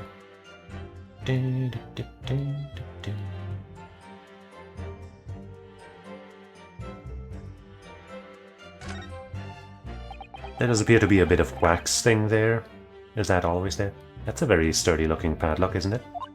And the money box is sealed with beeswax too. So if Mr. Holmes were to get up to any mischief, he'd be found out immediately. Mr. Naruhodo, mischief of that kind is not the sort of thing that Mr. Holmes would... You know you didn't finish that sentence, don't you? Well, anyway, it's understandable that the gas company would want to safeguard the money that's rightfully theirs. But it does feel a little over the top, perhaps, doesn't it?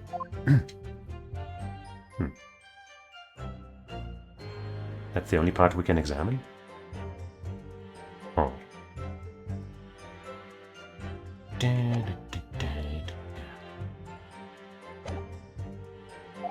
Although at first glance, there doesn't appear to be anything unusual about it. Let's move this along, shall we?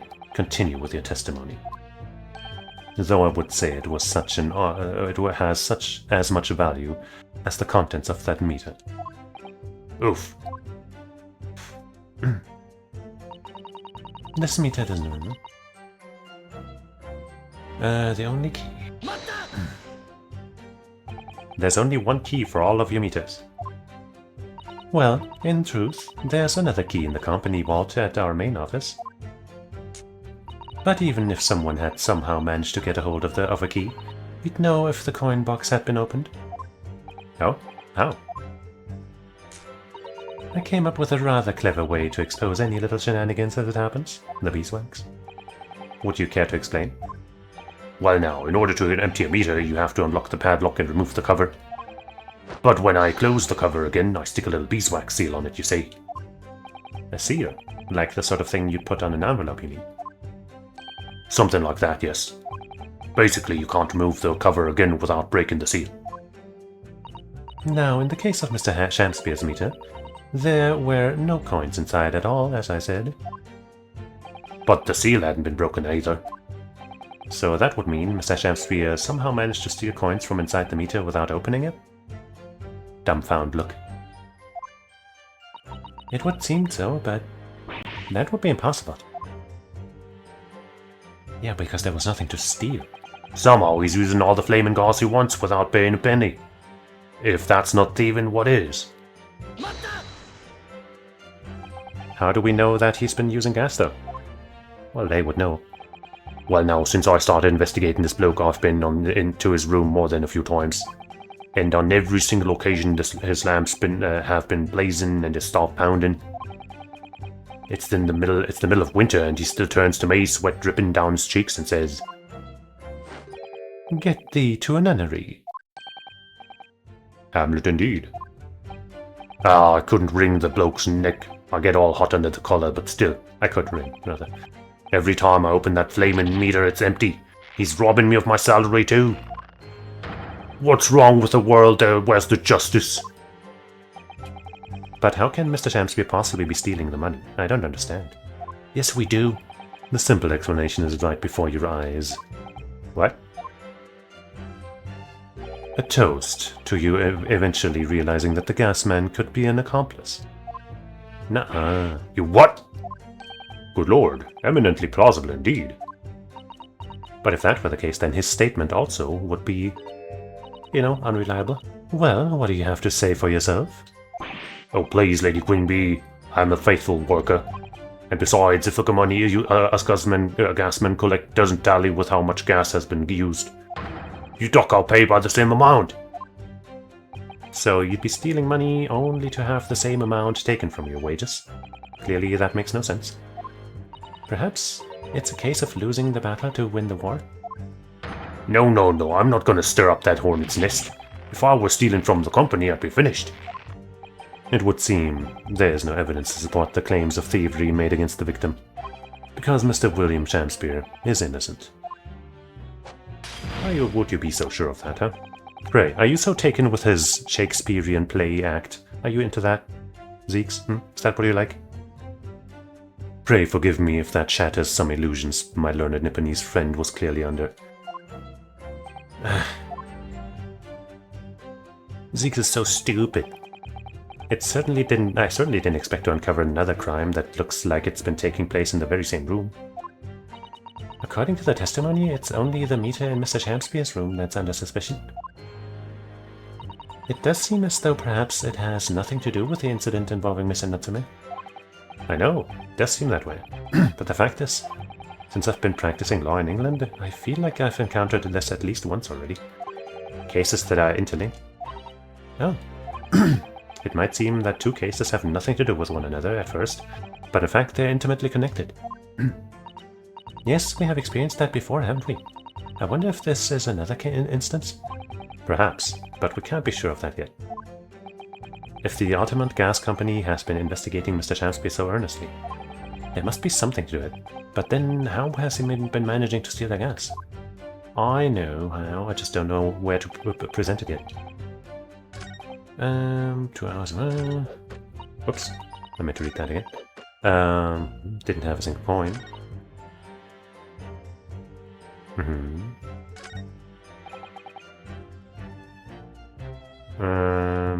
Where do I present it? Here? Doesn't appear to have been tampered with, maybe here?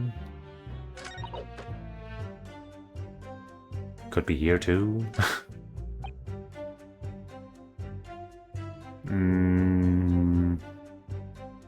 Could be here too. Probably not here though.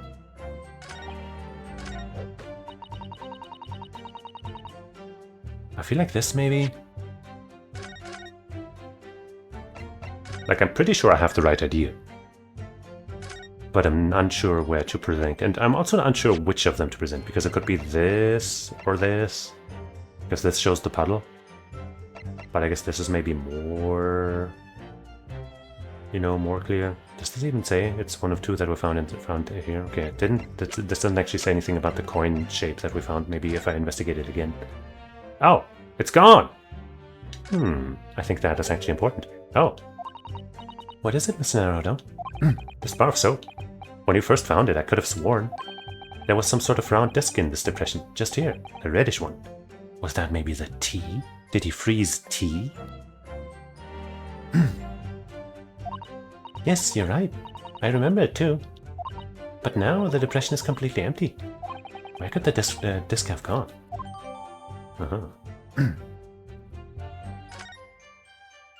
Now I feel a little better that we have that entry in there. So let me save again.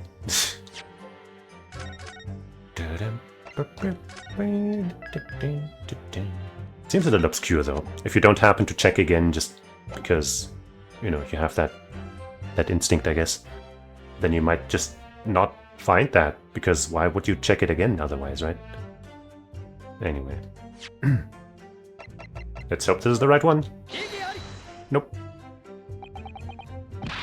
Clearly contradictory. Yes, undeniably. So it's undeniable, console. I think perhaps that itself is the contradiction. Indeed. Okay, where do I fucking present it then? Doesn't appear to have been tampered with, maybe. That might be the best one, actually. No? I'm gonna reload, by the way, once I find the right moment, because this is bullshit.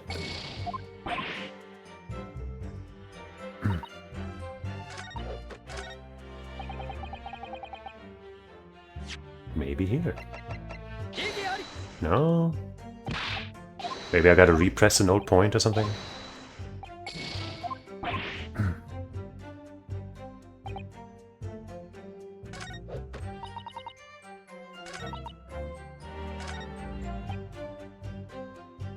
Maybe here. Nope.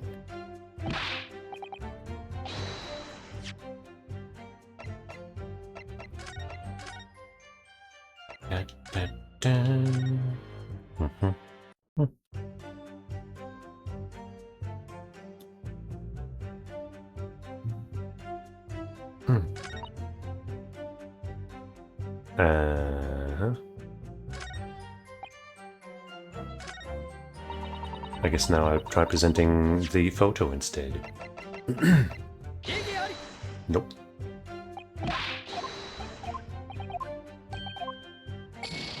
Shut up! Everybody shut up!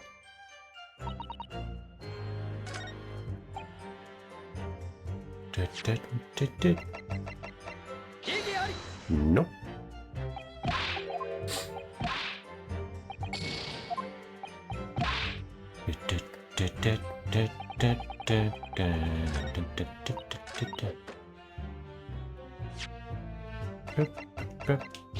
Nope.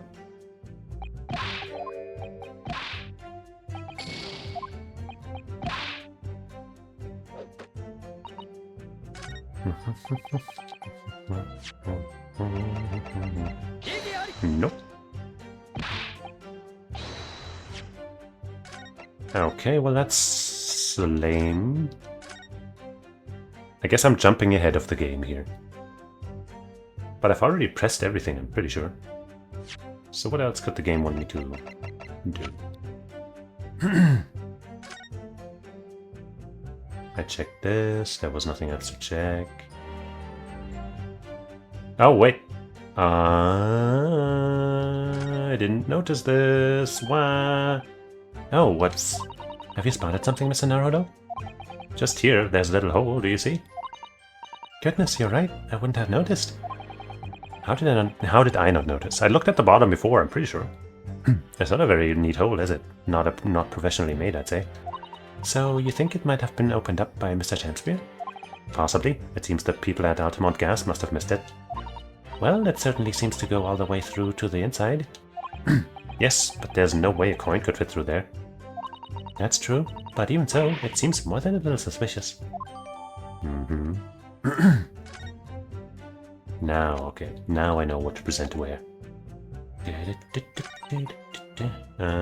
Wait, no. Doesn't appear to have been tampered with. There we go. Jeez, I'm sorry. I'm sorry. I still think mine... I mean, you know, it's fine. It's fine. I'm right, but there wasn't a good point to present, so, you know, it's fine. But now we have something. Bada-boom!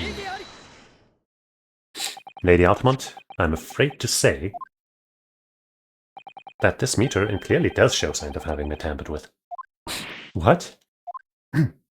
Get away. I've been over and over that thing.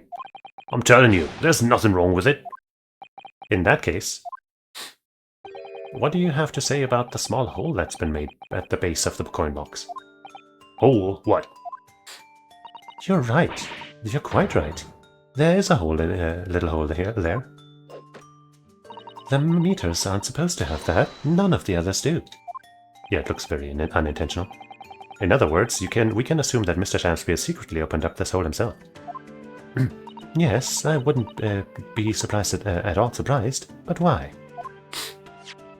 Yeah, why? I mean, it's tiny. You couldn't get a farthing through that. But you could get a fortune through that. Lady Altamont, I wonder if you could give the court some more details about your meter design. What sort of details? Well, what I'd specifically like to know is how it differentiates cones, probably.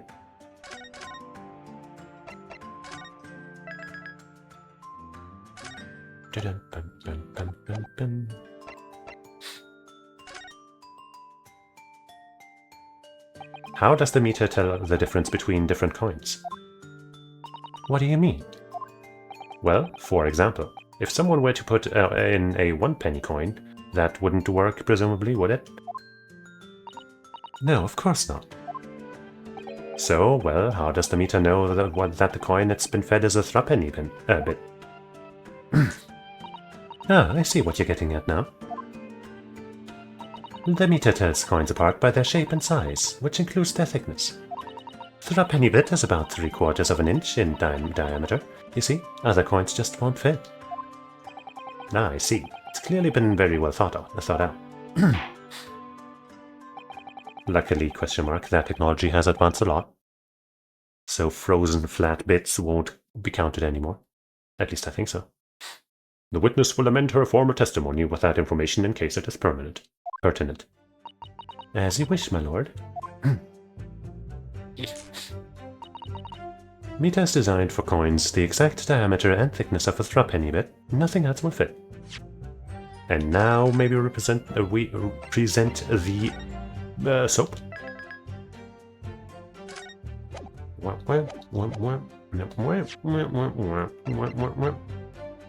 It doesn't say the dimensions there, but surely it still works.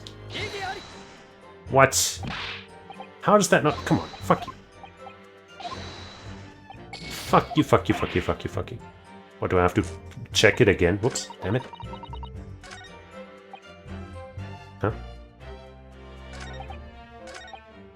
I guess maybe we have to press that first. I guess let's press it first. Maybe I should have done that first. I'll take that L, if that's the case.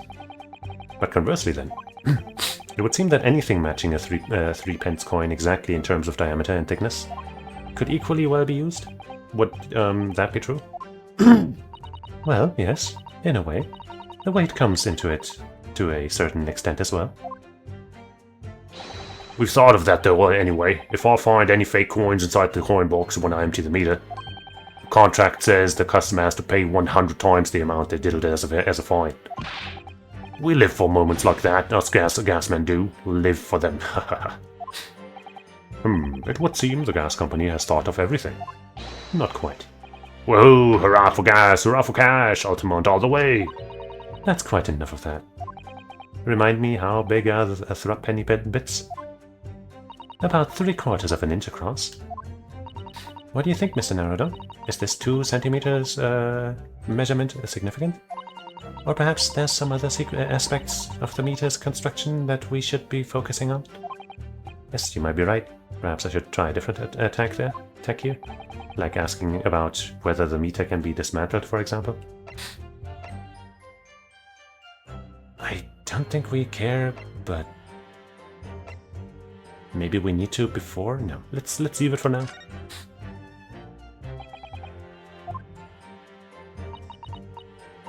As I was saying, ultimate meters are unsurpassed. They can't be manipulated.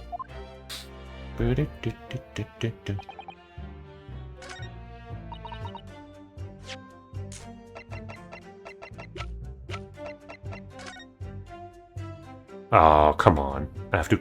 That's stupid. Oh, look at this bar of soap. Okay, no, we're gonna fucking reload. That's stupid. That's stupid that I have to do it again. There's a circular depression on the side, about 2 centimeters across. Or 3/4 of an inch. Ah, do you think? We did find the soap at the scene, didn't we? Yes. I'm sure that when you first found it, there was some... Yeah, great. Great, thanks for fucking that up for me, game. Okay, okay, we all have to agree that is bullshit. That the game just kind of took that from us, and even acts like we hadn't seen that like just a minute ago. Yes, but there's no sign of it now. Why could it have gone? Yeah, okay, thanks. Now we have to fucking rescind that quote-unquote failure because it wasn't ours. Suck my nuts.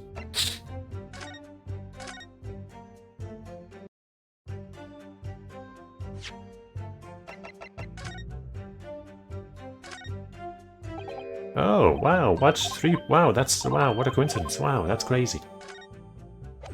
Seriously, that's stupid. That's so stupid. Like, what would have been the problem with them keeping that? You know, the fact that I already examined that twice.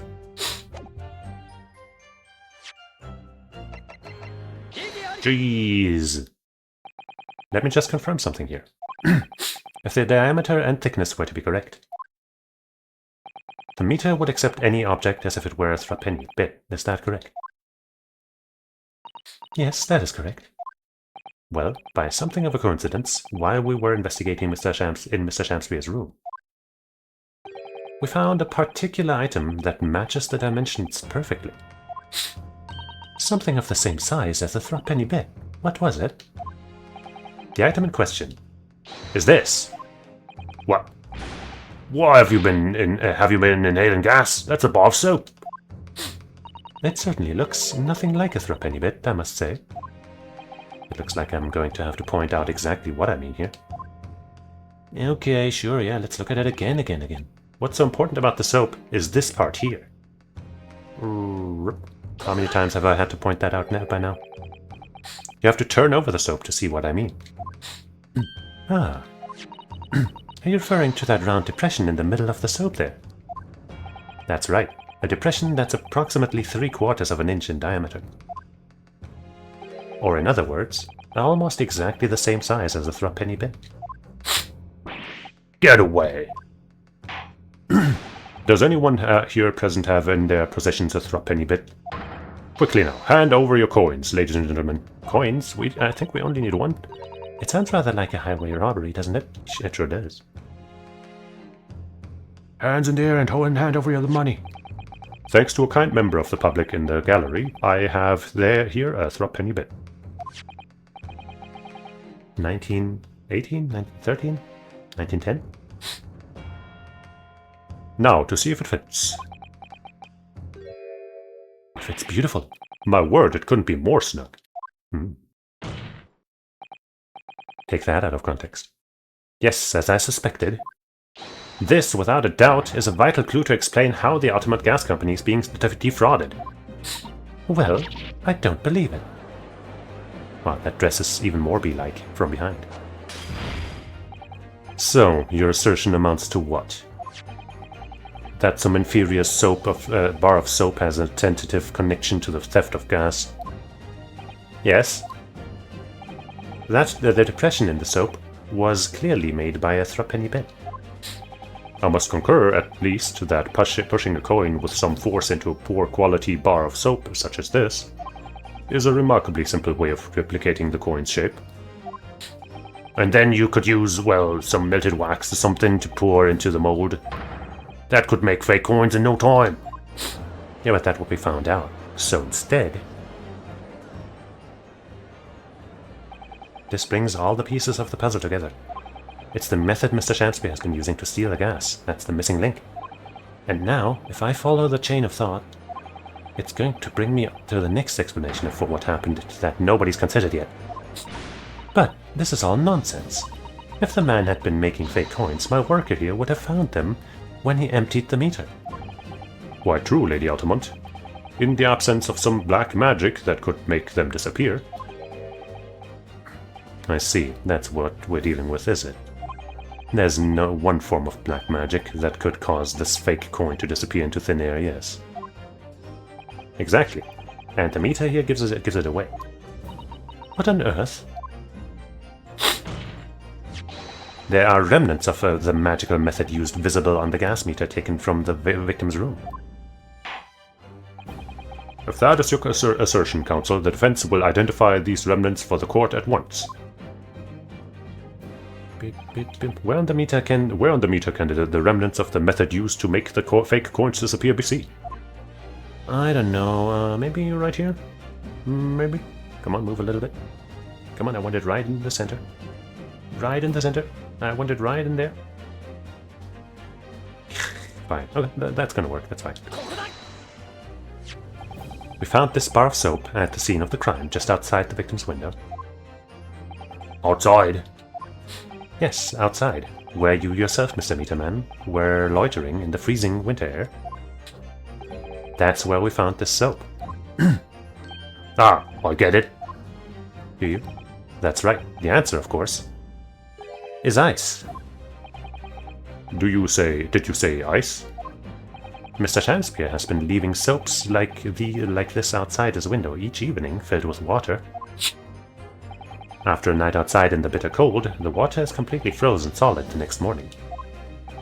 Then he takes his fake coins of ice and feeds them into the gas meter, giving him light and warmth in spades. As his room becomes very comfortably warm, the ice now inside the meter's coin box melts, turning back into water, and draining harmlessly away through the small hole made in the underside of the meter. That is how, without leaving any evidence of his wrongdoing, this man has been stealing Altamont gas.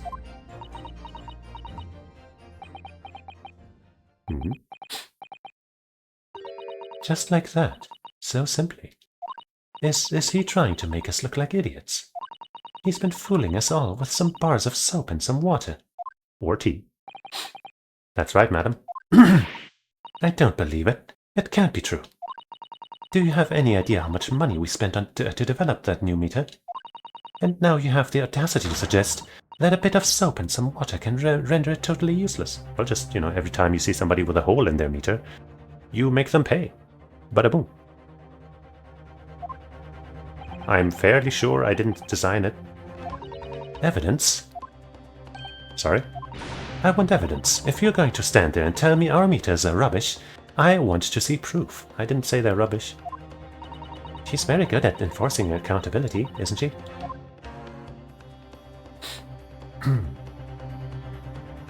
Very well, Lady Altamont. I feel like evidence. I'll provide it. What? Mr. Naruto? Are you saying you do actually have evidence to support this theory? Yeah. I did notice a trace of something that bothered me a little at the time. And I have a feeling that this theory we've come up with now could explain it. And that'll also be where we find traces of the tea, probably. The piece of evidence that substantiates the theory about how Mr. Shakespeare has been stealing gases. But I will also save. You know how it is. You know how it is.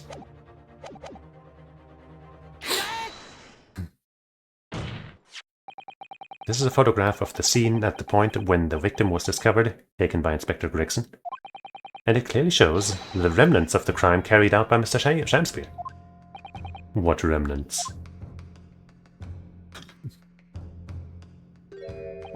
Here you can see the gas meter on the wall in Mr. Shakespeare's room. Now look closely at the floorboards directly underneath the meter. What is that? Some kind of grubby stain? Almost certainly it's a water stain resulting from the liquid that drained out of the hole made in the meter. Ah.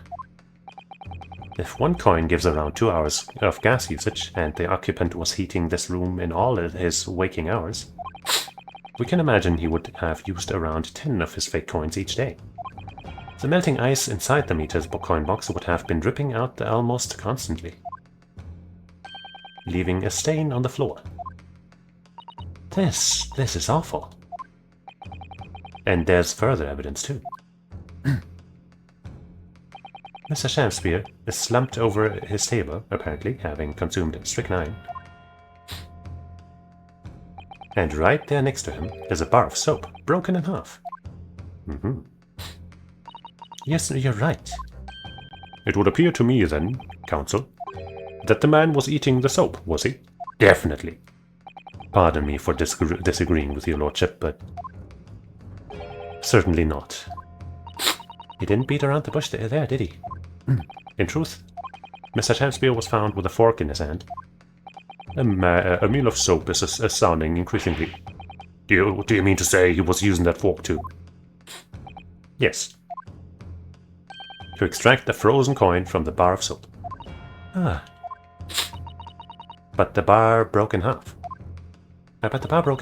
So perhaps it didn't go very well. Good gracious.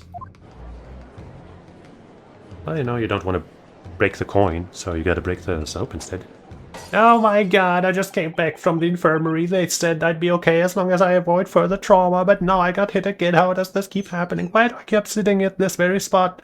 It's the only one they offer for such a cheap price, and I think, oh, surely it won't happen again. But it's happening every single time. I will never come back. Ever! Lord Van Zieks. I was throwing my hand up in despair, and happened to catch my hallowed bottle on the way. Pray forgive my maladroit mistake. Maladroit? I don't know. What is the meaning of this, counsel? Allow me to pose my learned friend a question. What exactly did you establish with your most recent cross-examination? That the guy can't be trusted. Well, that Mr. William Shakespeare is a liar and a thief. In other words, that his testimony is unreliable. That's it. That's exactly it. Very well. Let us assume the man is a liar. Now allow me to pose another question. What possible difference does that make? Well, we know that suicide can be discounted. Scotland Yard's investigation revealed no sign of another vessel that contained poison. Uh-oh. And on the night in question, there were no visitors to the room except the accused. The young gasman's testimony, which we have no reason to doubt, has confirmed that. Furthermore, the only possible way the poison could have entered the victim's body is via the tea. The court has seen no evidence whatsoever that suggests otherwise. Even if William Shakespeare is the liar you claim him to be, these facts have been objectively established. There's no escaping it. But wait, I'm not done yet. Therefore, in light of these facts, the prosecution called for immediate adjudication. Don't be in such a rush. You... You what? Order. Well, counsel, how does the defense respond? Mr. Naruto? What was the point of that last cross-examination? Did it actually get us anywhere? Yes, it did. Think about it. Think about what we saw in the coin, the color. Or did it make no difference at all? Like Lord Van Zieks was saying. Okay, hold on, I gotta sneeze.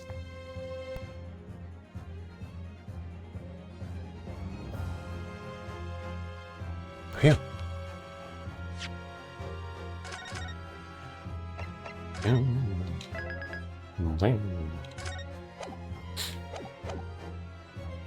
Raise an objection.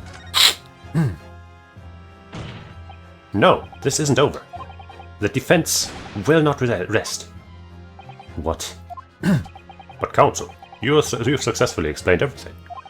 You've identified and unsubstantiated this unscrupulous method employed by Mr. Shakespeare to consume gas. What more is there to discuss? Lord Van Zieks just highlighted 3 facts in order to make his point. But contrary to what he would have the court believe, not all of them have been objectively established at all. What are you trying to say, my Nipponese friend? At least one of those so-called facts is an assumption made due to lack of evidence. But the situation has changed now, following the cross-examination of the latest witness to take the stand. Don't be absurd. What is this nonsense? Yes, when you bring everything we've learned so far together and consider it as whole, it's clear. There's a question that we now need to reconsider, namely, was someone else responsible? Was there another visitor? Was the poison in the tea? We've all been led to believe that the strychnine poison that afflicted Mr. Shakespeare was in the tea brought to him by Mr. Natsume, but that's conjecture at best. The victim has testified that nothing else passed his lips that night. There's no other possibility. And since there was no trace of the tea left at the scene, it couldn't be tested for traces of the poison. But now we know where some traces might be. As I said, the situation has changed. Because in fact, some of Mr. Natsume's tea was left at the scene. And that particular piece of evidence proves it. A ludicrous claim. Scotland Yard detectives investigated the scene exhaustively. What evidence are you suggesting they missed? The soap? Or maybe the ground? There's probably another soap with that in it, but I'm not sure. The defense has made a bold claim indeed. Very well, counsel. Present your proof. What evidence from the scene of the crime can tell us about the nature of the defendant's tea? I think this, but could also be this. Which is why I'm going to save.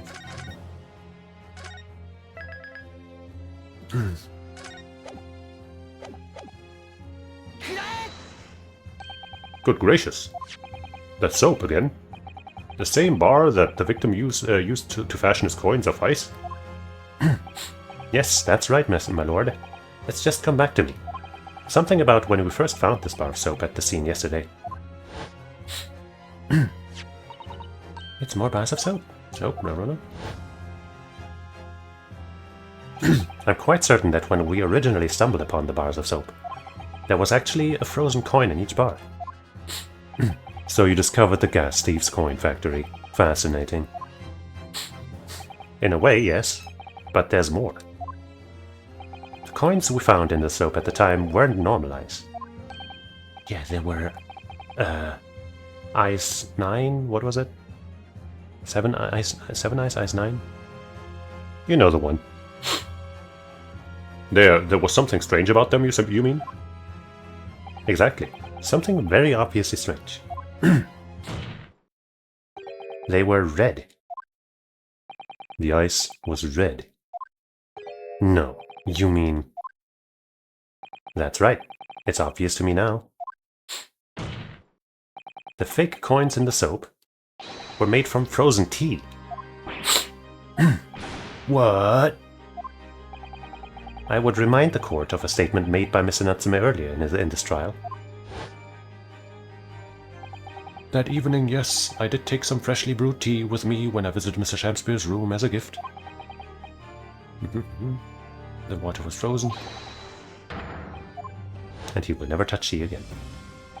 Ah yes, I believe there had been a snowfall that day. It was particularly cold. Sadly, on such occasions, the poorly constructed water mains in the east end are prone to freezing. So on the night in question, Mr. Shakespeare, having no running water to use, was forced to use the tea brought by Mr. Natsume in order to make his fake coins. My word!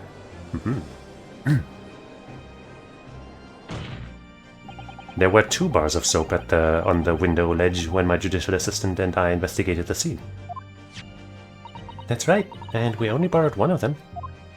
Which means that even as we speak, some of the defendant's tea is still present at the scene of the crime, frozen solid in a bar of soap outside Mr. Shakespeare's window. Extraordinary. Earlier today, Inspector Gregson informed the court that if even one drop of the tea remained, Scotland Yard would be able to analyze it for poison. As such, we are now in a position to prove or disprove what has until now been mere conjecture.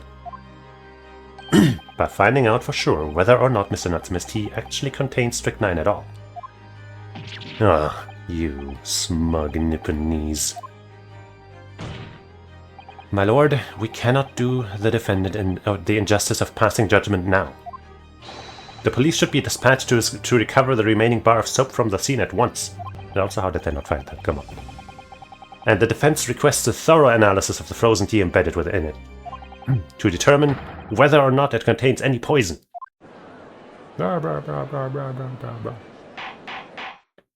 Bailiff, bailiff, instruct the police to attend the scene at once.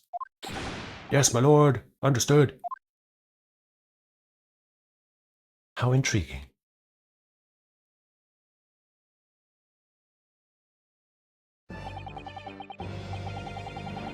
It would seem we have no choice but to suspend these proceedings for the time being. I trust you have no objection, Lord Van Zieks. None, my lord. Scotland Yard will recover the tea from the scene and carry out the requisite tests immediately. The trial will resume at the same hour tomorrow. The prosecution and defense may conduct further investigations as appropriate in the interim. Yes, my lord. A second day of investigation, that's crazy.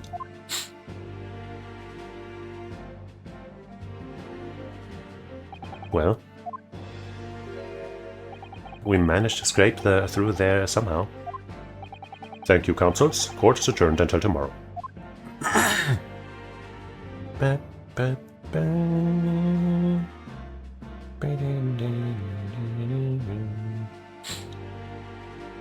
Oh no, there's a crime that needs punishment right away. I am the judge, jury, and executioner, and you are dead! Dang, bot.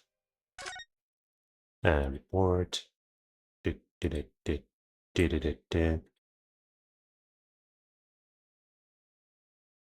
Guilty.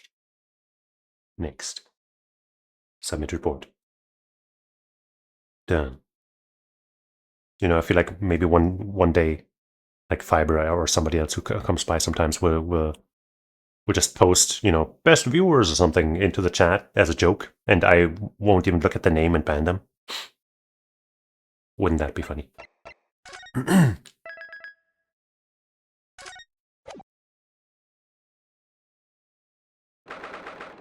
What happened to our room?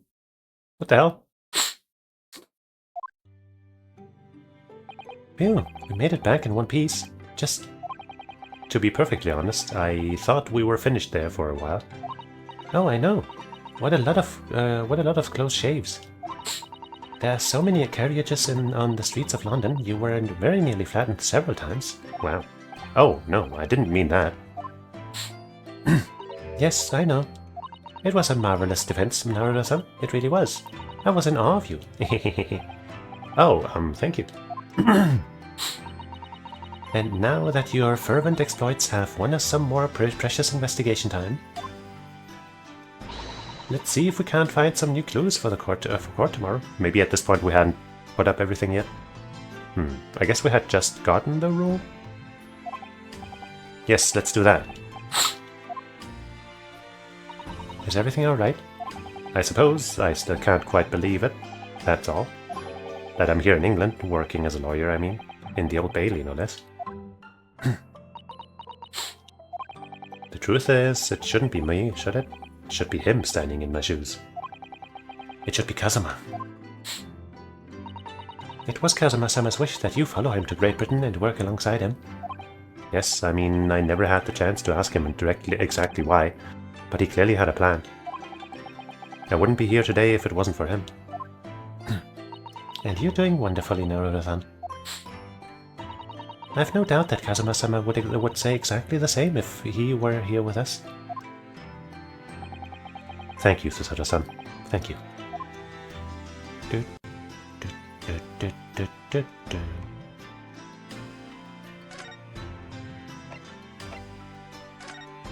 Let's talk some more about that.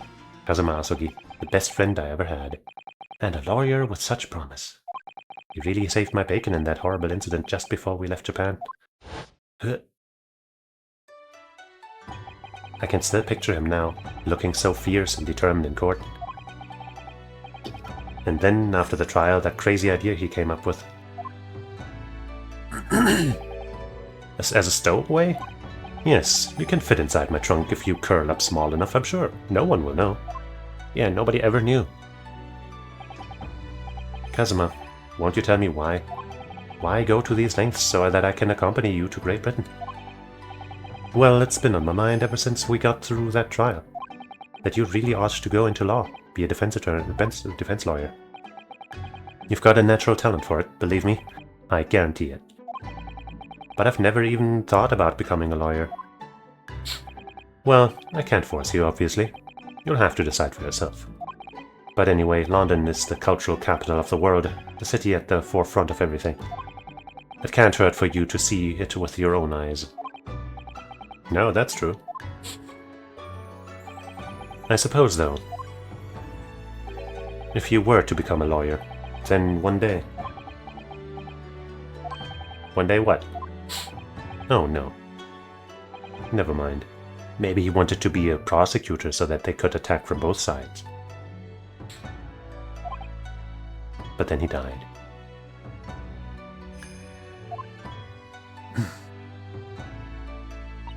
Naruto-san? Oh, sorry, I was just thinking about Kazuma. Yes, he's forever in my thoughts too. To change the Japanese judicial system for the better. That was his dream. And that's why he so desperately wanted to come to the Great Britain to study, of course. Yes, that's right. But... yes? I do wonder if his true intentions lay elsewhere sometimes. I don't know. The thought just takes hold of me every now and then, that's all.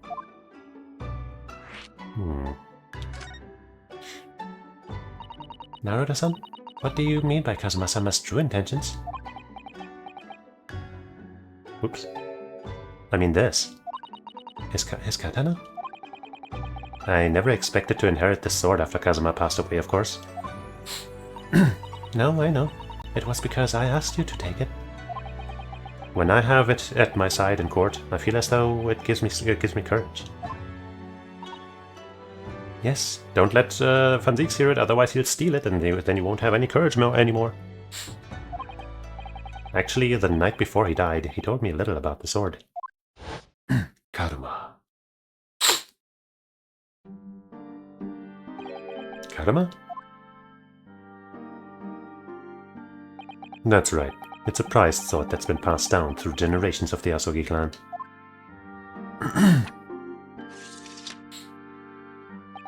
A Japanese man's sword is his soul, Ryunosuke. I can't be parted from my katana. Karuma guides me. I truly believe that.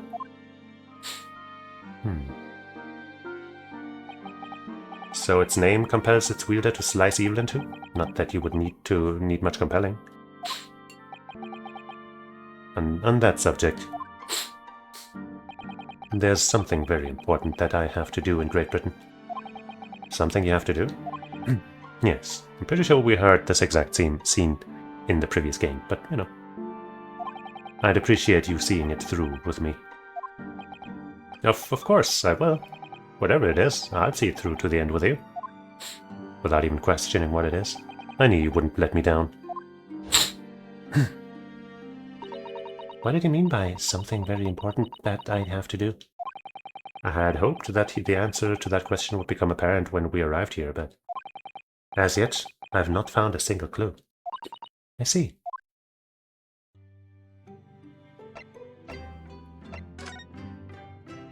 Pretty sure those two are always just filler questions, but hey, it was quite a shock earlier today, wasn't it? When the victim himself turned up in court and took the stand. I know.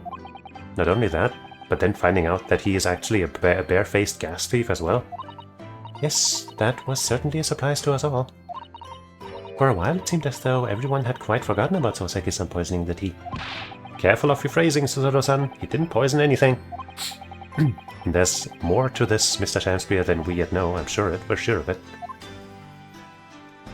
Mr. Shamspear certainly wasn't the noble, upstanding man everyone thought he was at first. What's become of him, actually? I was told that he'd be returning to the hospital ward where he was receiving treatment. Oh, which one is that? Let me see. Ah yes, he's at St. Bartholomew's, or Bart's as Londoners call it. The same one with Miss Green. We know that place, don't we? Yes, we visited Miss Green there yesterday. It's the same hospital to which she was taken. Ah yes, after Soseki-san stabbed her in the back. Do be careful of your phrasing, Naruto-san. He didn't stab anyone. Perhaps we both owe Soseki-san an apology. Ho ho ho ho. St. Bartholomew's. Yes, we should probably visit the hospital later. Maybe it's not a filler question, maybe we needed to read that, even though we probably would have gone there at some point. So, we know that Soseki-san took tea to the victim on the night in question. But as he isn't the culprit, then obviously... Yes, the poison surely wasn't in the tea. But if that's the case, how on earth did the poison get into Mr. Shamspear's body? Maybe he's got like a mutation where his body just produces strychnine. Yeah, that's the only explanation. I'm sure we'll find a clue at the scene. There must be something in Mr. Shamspier's room that will help solve the mystery. Well, naturally, Scotland Yard detectives have been over the place already. But it couldn't hurt for us to have another look around, I think. Definitely. And I'm desperate to know the outcome of the investigation into the tea left in the bar of soap. Well, if we run into Inspector Gregson, we could ask him about that. Good old trustworthy Gregson, he would never do anything untoward. Perhaps we should put this spade away somewhere. That's not a spade, Naruto-san. It's a shovel. No, shovels are for digging. That's for scooping up loose material. It's a spade. No, spades are for digging. That's for scooping up loose material. It's a shovel. And then they kissed. Well, it doesn't really matter, does it? You're so right, Naruto-san. We must quarrel over such trifles. On reflection then, I think I'll leave the spade where it is. Yes, I think that's for the best. We may need a shovel when we were working in the garden. Ha ha ha. Why won't you let me look at the ladder? You jerks.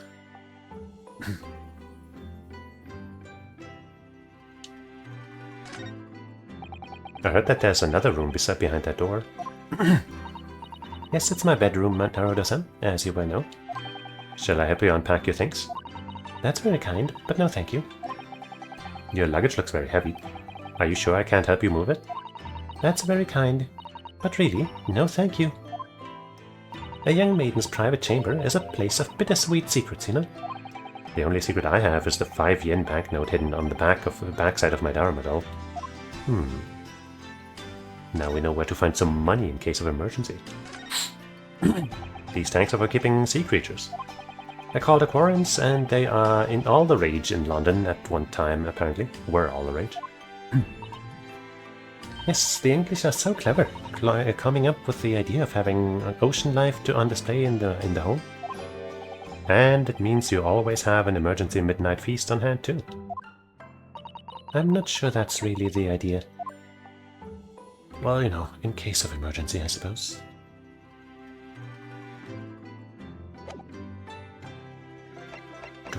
By the way, what do you think of this? Suzuki-san, what do you make of this? Oh dear, what indeed? Let me see. If you don't know, really, it's fine to say so. I won't hold it against you. Oh. Hey friends! How are you guys doing down there? Also, it seems like my internet might be messing about.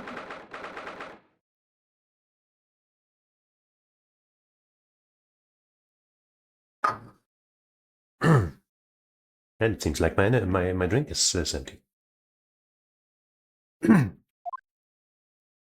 Oh, Bruno and Susie! Hooray, you're back! Hello, Iris. You're in fine spirits as always, I see. I am, and you look as immaculately presented as ever, Susie. Oh, you flatter me. Well, you could have some, couldn't have come at a better time. I've just made a pot of tea. I'll set some cups. How much strychnine is in those? Really? Thanks, Iris. But actually, what is that foul smell? Aha! The Wanderers return at last. Where on earth have the pair of you been? We've been in court. Oh, for my mustache's case? Mr. Mustache's case? That was today, was it? I'm sure I mentioned it only yesterday, Mr. Holmes. I'm sure you think you did. Well, we can laugh about it now. So tell me, how did the trial go? Reasonably well so far. We've managed to escape without a guilty verdict, at least. Really? I would have liked to see it. The guilty verdict? And I must pass the time of day with Mr. Reaper again. It's been too long. Is Lord Van Zieks an acquaintance, Mr. Holmes? Naturally. There's not a person in the world who doesn't know my name, Mr. Naruto. Not quite what I asked, but still. Mr. Holmes, Whatever is that odor? Well, what? Yes, was it? What is it? It's faint, but absolutely awful. Oh, sorry, I shit myself. Ah, indeed. That's the scent of victory, my dear fellows. Victory and science. Science. Science. Oh dear. Alright, I'll bite. What's he up to now?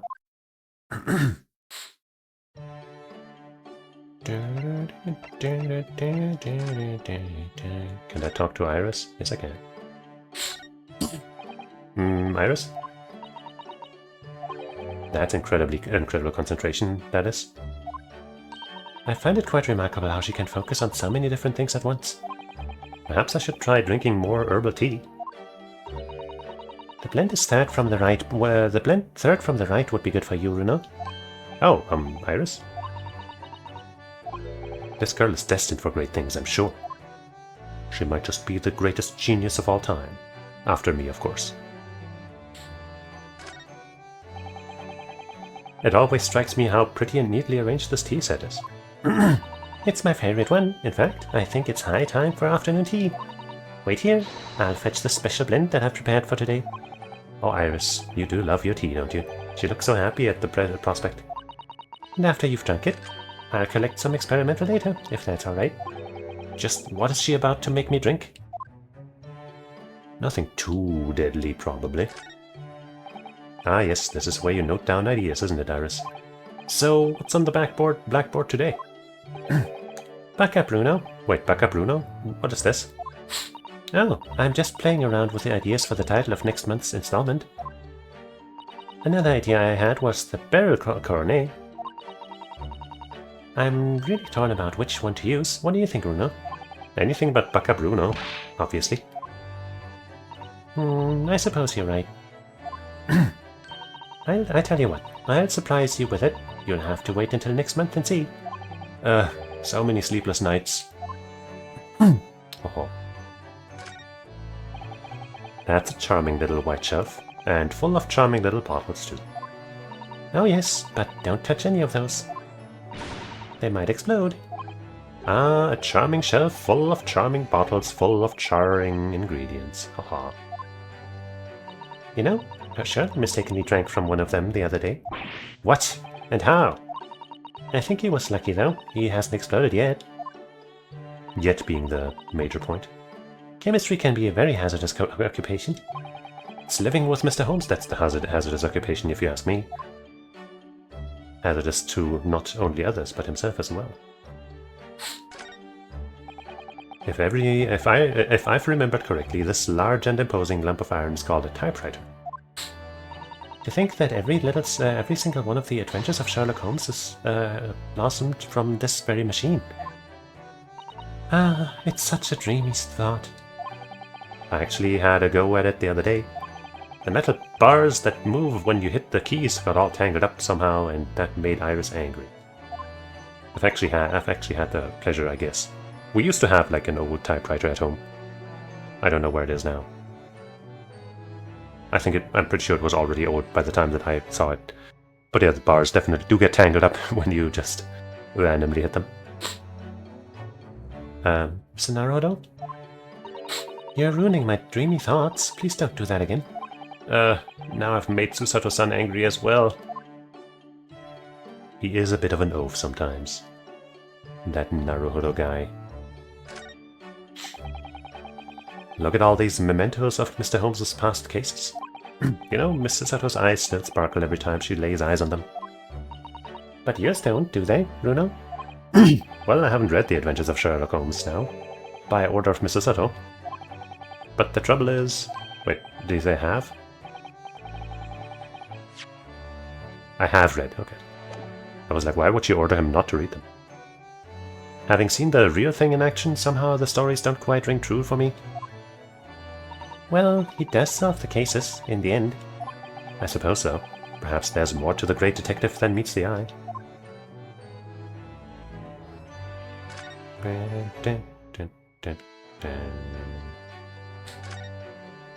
It's curious how this enormous metal chest is being used as a coffee table. And even more curious to think that Iris's father's notes about Mr. Holmes's cases are inside it. You mustn't look in there, Runo. Those notes are a secret between Danny and me. And Mr. Holmes isn't somehow in on the secret? Shirley tends to forget, you see, as soon as he solved the case, in fact. Once, when he read one of my manuscripts, we had a terrible argument about it. Never have I solved such a case, he said. He was absolutely adamant. Sometimes I wonder if he's from another planet, don't you? He's kind of a weirdo. I do like this fireplace. It's one of the best things I've seen since we arrived in the country, in fact. Although I do yearn for a Japanese kotatsu. Putting your legs under a warm blanketed table is so comforting. Oh, they had, like... How did they heat the kotatsu before they had, you know, the technology to have, you know, electric heaters there? What did they do? Surely not a fireplace. And probably not gas. Or was it just, you know, a blanket and body warmth? Do be careful, Mr. Naruto. Don't mistakenly put your feet into the fire, will you? So there was a fire? Oh, she means this fire? You'd suffer terrible burns, you know. I worry sometimes about how Susato-san sees me. Yeah. But also, you know, you make your own bed, I guess.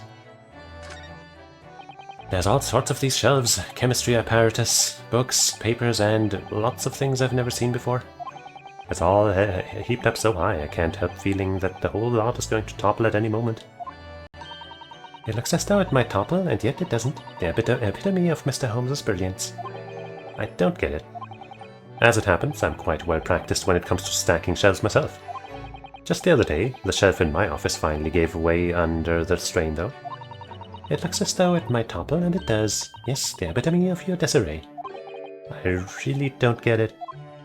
Oh, just catching strays, no matter what we do. This is Mr. Holmes's famous violin. The one he found being sold for a song at a pawnbrokery. What's it called again? A shoddy something? Wait, but at this point we hadn't heard of that yet, had we?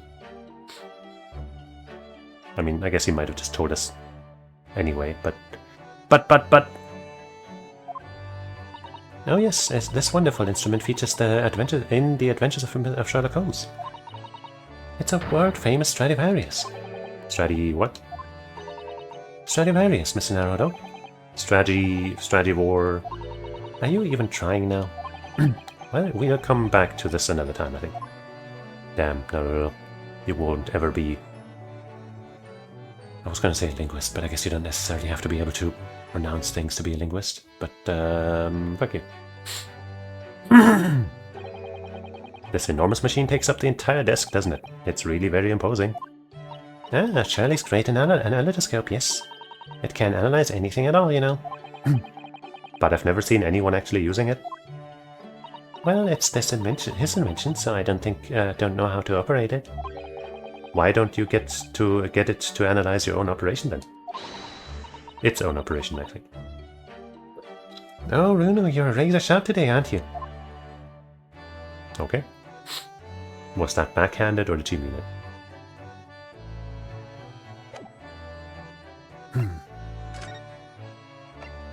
What that smell, bro? So, what is that indescribably foul smell? Well, most probably this, I would say. What is that? My dear fellow, it is, of course, my latest invention. A chemical test that can identify whether or not a tea is genuine at the drop of some tea. Wow. Oh my. There are some unscrupulous sorts manning the stalls along some of London's less frequented streets.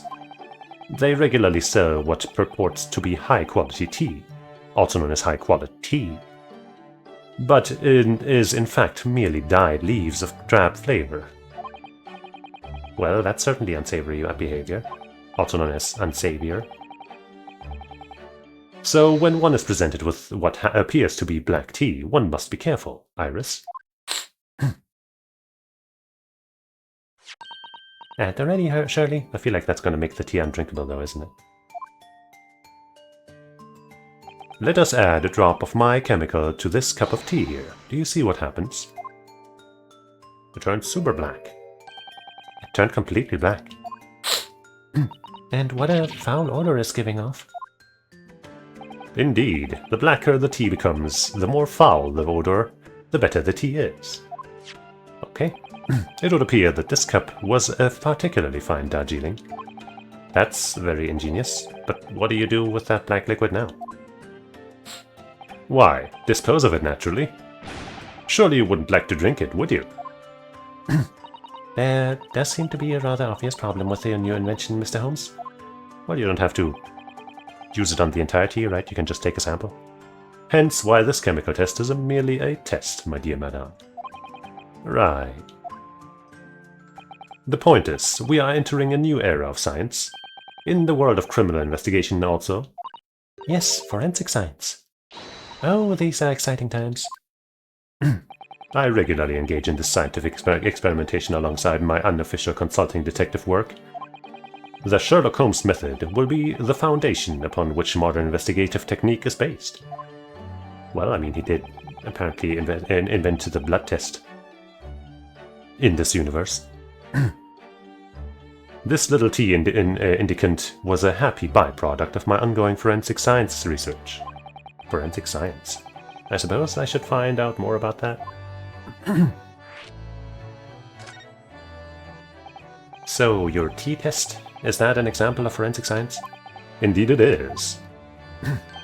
An essential tool in cases that hinge on the knowledge of whether some tea is of high or inferior quality. Not a huge number of cases then? Perhaps a more practical example is required. Fingerprints. Not yet accepted in our courts as evidence, I might add. Really, we are dragging our heels there. I hadn't even heard of them until recently. Which is partly why I undertake research in this field myself, of course. Does that mean you're studying fingerprints, Mr. Holmes? There are others in that field already, and I abhor the company of inferior minds. No, what I am researching is skin prints. Skin prints? Also known as skints. A nomenclature of my own design, as this chemical agent that makes it possible. It instantly reveals objects touched by whichever person is under investigation. Brilliant, Mr. Holmes. As long as it doesn't turn everything completely odorous and black. I assure you, my dear fellows, you will witness my forensic talents in action very soon indeed.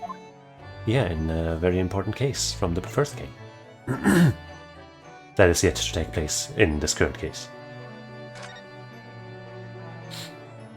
Lord Barak von Zeeks. Yes, it's an interesting sobriquet he has, isn't it? The Reaper of the Bailey.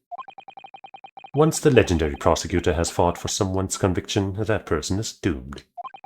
Even if he or she is found not guilty by the courts, sooner or later the hapless soul will vanish from the capital. Well, I guess leaving Japan counts as vanishing from the capital as well, so I guess Soseki-san is not an exception. But vanish how exactly? By falling under a passing carriage, or drowning in the Thames. Or succumbing to a sudden fever, or quite out of the blue, being set upon by a highwayman. There are numerous routes once final terminus, my dear fellow. 2 once for a final terminus. It all seems a little far-fetched, really. Well, on the bright side, my Mr. Mustache is fighting fit, for the time being at least. That's not overly reassuring. If the rumors are true, though, the obvious conclusion would surely be that those acquitted are, well, by Lord von Zeeks' own hand. As it happens, Mr. Soto, that is quite impossible. Oh? Why? Naturally, the man very quickly came under such suspicion. However, whenever these incidents occurred, the Reaper always had a cast-iron alibi. Really? And so his reign continued, but 5 years ago. He vanished from the courts, never to appear as a prosecutor again. Yeah, because he didn't want to have that keep happening, probably. That is, until you arrived in the country, Mr. Naruhodo. Yes, so I've heard. In fact, it was the very day I arrived, when I was thrust into their trial at the Old Bailey. That one was a coincidence, though. He didn't know we would be there. Or we would be taking that case, especially. That bitter fight to the death coincided with the Reaper's resurrection. And really did end bitterly indeed. And here you are, facing Mr. Reaper again. Varuna, I don't know if you're just incredibly unlucky. Or incredibly unlikable. Hey, I think it goes deeper than just me. I sense a greater general loathing of all Japanese people. He does make a lot of racist statements, also known as racements. You get it.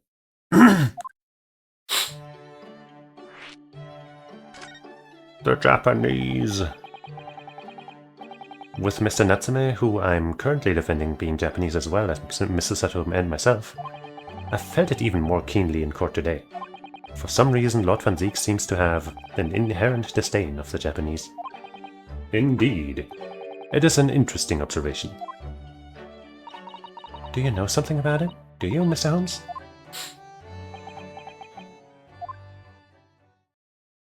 It was about 10 years ago that Barak Van Ziek chose to enter the legal profession. However, before that time, the young man's closest companion hailed from the Empire of Japan. What the? Tell us more, Mr. Holmes. What happened? I believe I've made it clear before. I'm unable to tell you anything about the affair. Oh, but...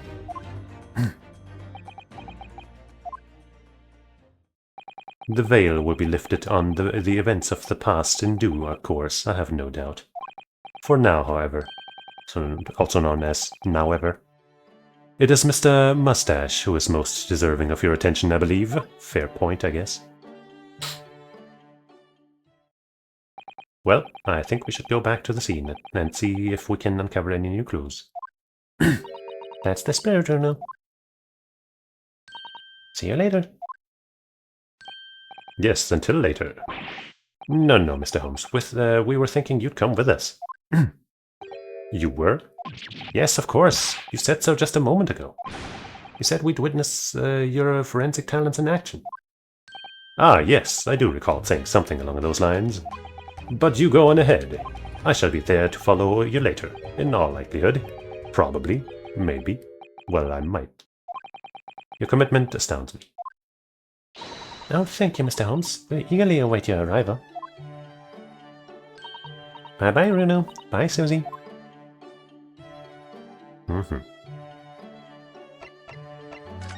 But I want to go to the hospital first.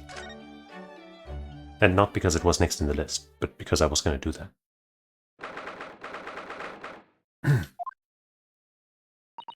What do you suppose is happening? It sounds like some sort of disturbance. Yes, I hear angry voices. Be not angry, O ample lady. Verily, thou art mistaken. Mistaken, my foot. You were looking at my painting. The eye of man hath not heard. The ear of man hath not seen. 'Twas foul indeed, the poison that mustached villain gaveth me. Forgive me, lady. I wish that you died from that poison. Damn. God mercy, ample lady, but thou seest I have vigor still. Behold my Shakespeare dance. Fantastic. This looks rather ominous, doesn't it?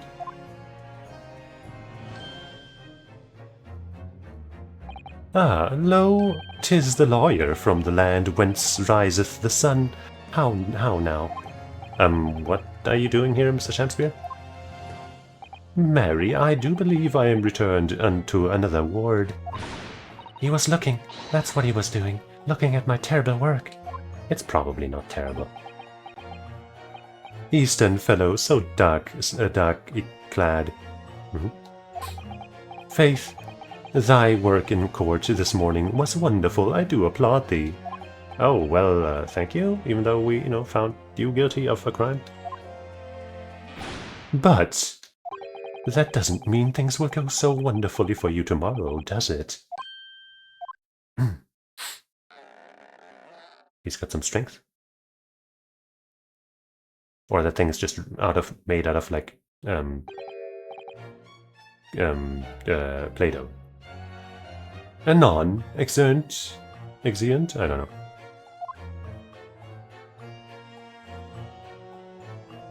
Stop gesturing, jeez! Mr. Tamspear might technically be the victim in this case, but there's definitely a lot more to it than that. It's very hard to pin the man down. You okay? I'm so sorry, I'm such an awful person. Ah, Miss Green, is everything alright? Ah, yes, I mean, don't worry about me. They're about to discharge me, so I must get ready to leave now. Oh, I see. We are delighted that you'll soon be well enough to go home, Miss Green. Oh dear, you're too kind. I don't deserve it. Yes, you do. Nothing new about the rat or anything?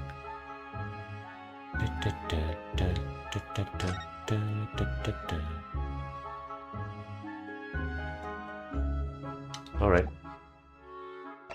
Oh, we gotta examine her to converse with her, I suppose. Also, can we look further to the side to see the other guy? No. So, are you feeling more like yourself today, Miss Green? I am, thanks to you. Thank you. I mean, people do recover from ordeals like this, don't they? Even people like me.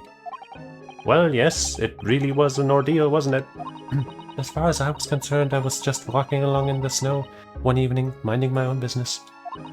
And then, completely out of the blue, I was struck in the back by a knife and collapsed unconscious for days. Of course, when I finally woke up again yesterday, the whole business had been cleared up already.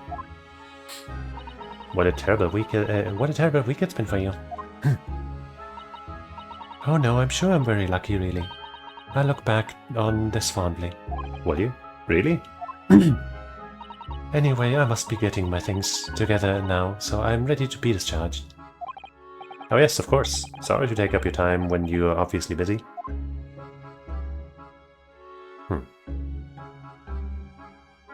I suppose we don't have much else to see here then. Not yet, at least. Goodbye.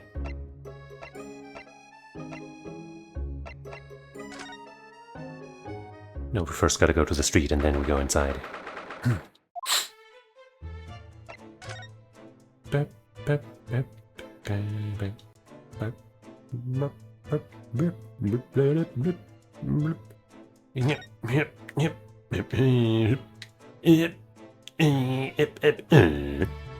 Oh, you like my beautiful rendition of that song? You think it's beautiful? Thank you.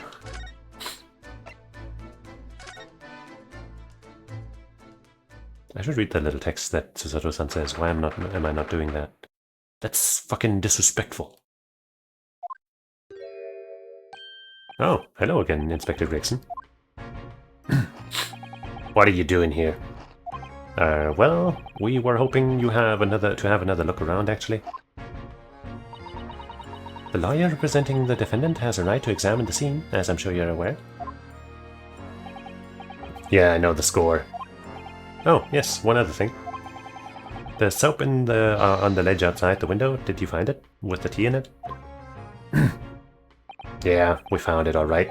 And there was a small amount of tea in it, as you said. I knew it.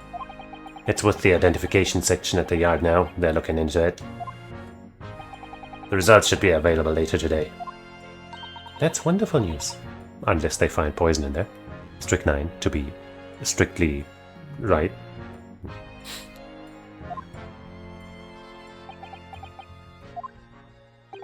Pretty impressive performance in court this morning. Sorry? Nothing. Forget it. Just make sure you don't disturb anything in here. Will do, won't do. I see some suspicious person there. Gregson. So it turns out that Mr. Shamsphere wasn't eating the soap at all. That's right. The mystery of why he had it on the plate whilst holding a fork in the hand is solved. Yes, to prize his latest ice coin out of its mold. And in the process, he accidentally broke the bar of soap in two. It certainly was hard to imagine, let alone deduce. Well, except unless you're a super genius like us. Ah, the ill-fated teacups from which the two men drank on the ill-fated night. During the heated literary debate, yes? Who's stronger, Romeo or Juliet? It sounds like it was quite a discussion.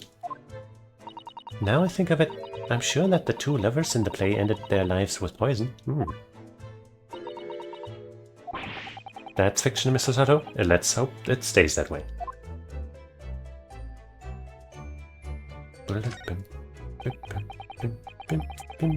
If you ran out of change, you wouldn't even have any light, let alone heat. For the needy, London's winters can be very harsh.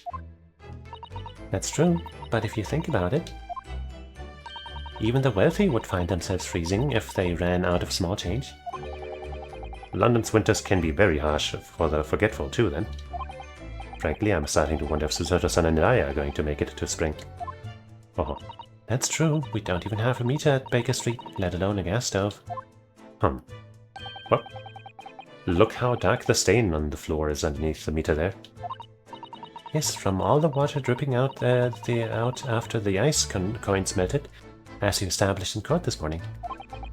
It's a very large and obvious stain, isn't it? Mr. Shakespeare must have used an awful lot of ice coins, I suppose. It was an ingenious idea, I'll give him that. Don't encourage him.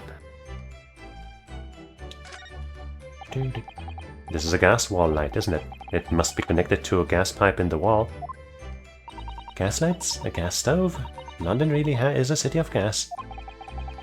That means farts. But now that I think about it, Mr. and Mrs. Garrideb had an open fire on the top floor, didn't they? Oh yes, you're right. I don't recall seeing a gas stove up there. Well, I much prefer your fire anyway. It's so much cozier. And so much more dangerous. And spreads the heat much worse, much less well, but... You know, it's got its charms. Sun never shines in this room, thanks to that depressing bricked up window. Are we going to talk about that tax again? Yet with enough determination, you can always remove the bricks to set some soap outside, can't you? That sounds like a very wise life lesson, Mr. Susato. Only if you plan to follow a life of crime, Mr. Naruto. Maybe I do.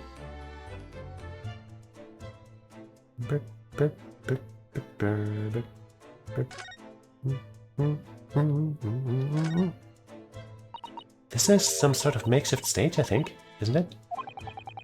Where does the audience sit, though, for the nightly Shakespeare performances? Actors aspiring to the great stage must practice their art, Mr. Naruto, with or without an audience. In fact, on a related note, perhaps you should set up a mock bench for the defense in your office. What? Then you could practice your art every single day. Right. I'll think about it. If you promise to don a beard and play the role of the judge, that's a great idea. Well, if that would help you achieve your goal. This I have to see. She's so nice. When she's not dissing us. But even then. Are you looking for new clues, Inspector? On Lord Van Zeek's orders, yeah. Don't come back till you've got something for me, he says. Oh dear. Who are you? Yeah, poor me, because we've already searched every bleeding nook and cranny in this place.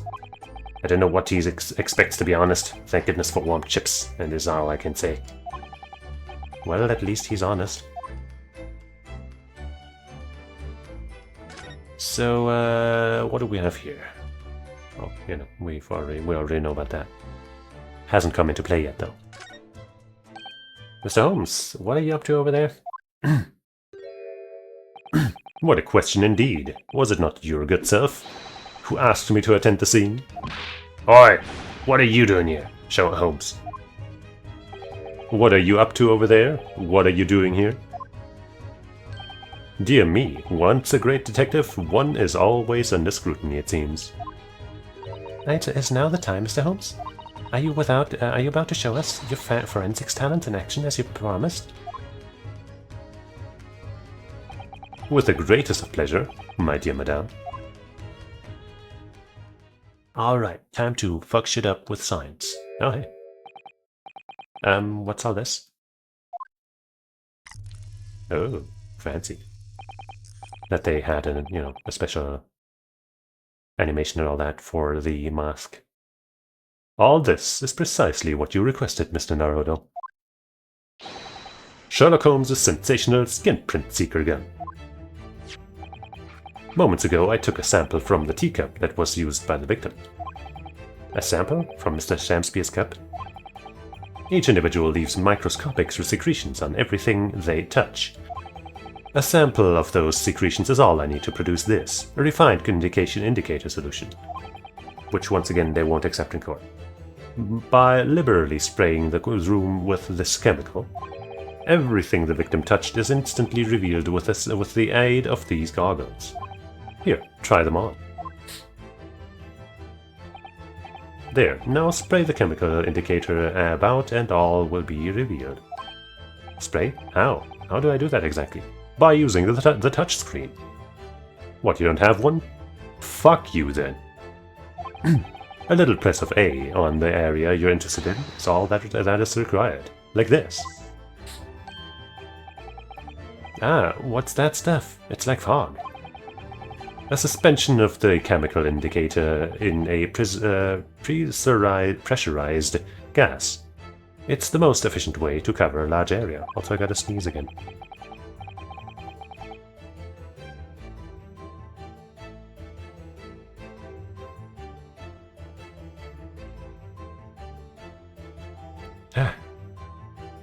That was another invention I discovered incidentally whilst I was developing this idea. As you do. Go ahead, try it, my dear fellow. We may learn something interesting about the victim's movements on the night in question. Well, there's nothing to lose, I suppose. Let's explore.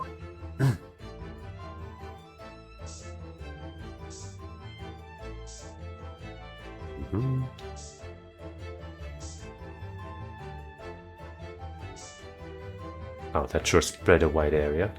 But that seems interesting. Well. Maybe there's a hole in there that he likes to peek through or something? Look, there are dozens of handprints here. So there are, a great many indeed. So much so that it's hard to make out any one individual print in fact. Brr, it sends a chill down my spine. Perhaps he was leaning against the wall while he admired his picture. Or maybe he got busy with his guest, if you know what I'm saying. Hands spread on the wall, you know what I'm saying? You know what I'm saying? Anyway. I think his hand position is too high up at the wall for that, but humor me. Perhaps he was leaning against the wall while he admired this picture? From up close, yeah? Unlikely, I would say. It's a rather dull scene, after all. And without wishing to state the obvious, you wouldn't generally admire a picture from such close quarters, I feel. Oh, very true, Mr. Soto. It's a bit of a mystery, then. Only a bit.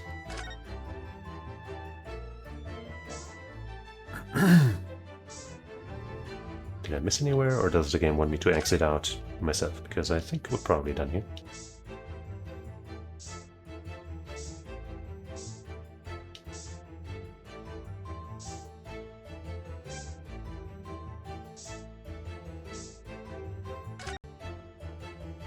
I can't actually exit out. And we can just see that again. Where have I not sprayed it?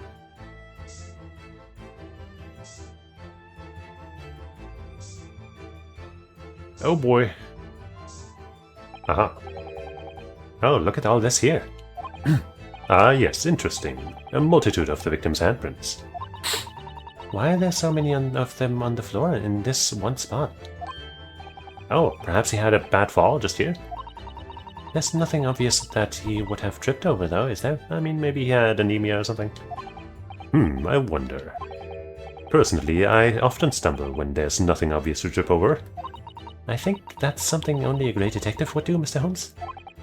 Well, this is quite a puzzle. Handprints all over the floor. Yes, there's no obvious explanation.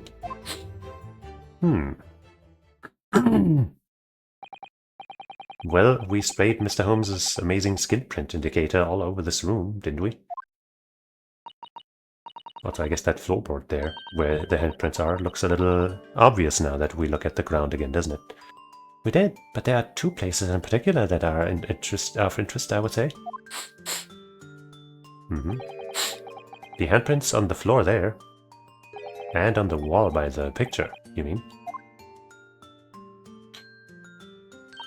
Yes, and I think the floor warrants closer inspection and investigation. I won't be a moment.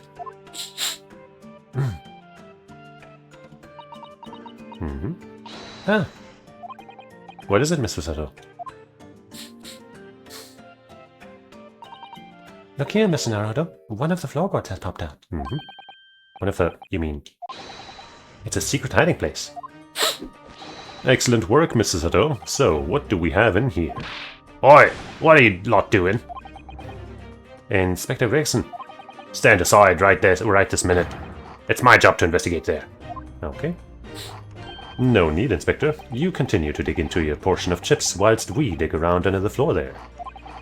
Your fancy talks putting me off my food anyway, Holmes. A new bit of evidence is exactly what I need. Well then, show your stuff. Wow, a secret hiding place under the floor. What a find. It's not a hiding place you could make use of in Japan. I don't think I could lift a straw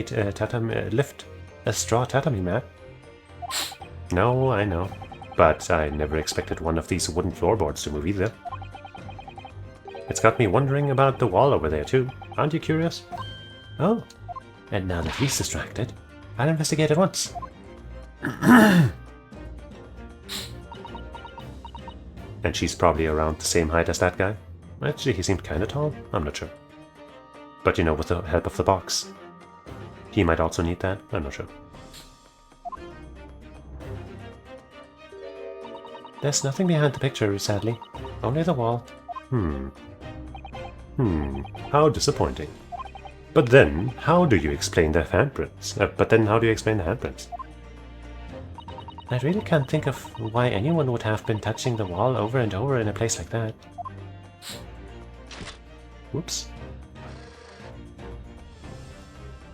Did you take that photo? Here you are. There you are. A print for you. Hey. Oh, thank you very much. Is that going to be permissible in court, though? His invention can make prints, too? Now then. I wonder if Inspector Grayson has found anything under the floor there. I'm desperate to know. So am I.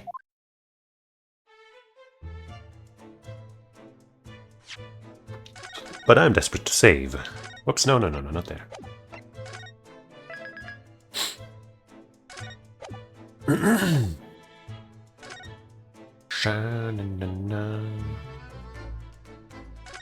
So, Greggy, I'd love to know if there's anything hidden underneath that floorboard there. Allow me to ask Gregson now. After all, we're well acquainted. Yeah, he loves you. Inspector Gregson, really, it's been too long. What is it, Holmes? I thought perhaps you might show me what you found there, seeing as we're such good friends. We're not friends. No, I suppose not. Well done, Holmes. Well done. A dismal failure. Yes, I heard. I'd kill to know what was under that floorboard. Do it then. Kill. It's the only way.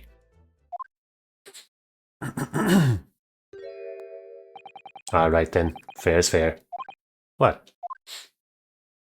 You did discover the hiding place after all. Yeah. I suppose I should at least fill you in. Really, Inspector? Thank you. Fill you in with concrete, that is. And then we die because we've been filled in with concrete. Do you do it quickly, my dear fellow? If there's one thing I know about this man, it's that he blows with the wind, as fickle as the weather. Oh, stop making me out to be some kind of nut. There were 3 items on the floor there. A newspaper clipping, a photographic print, and a tiny tin box. Now, what do you want to know? All of them? I'm assuming we can ask about all of them, but... Dip, dip, dip, dip, dip, dip, dip.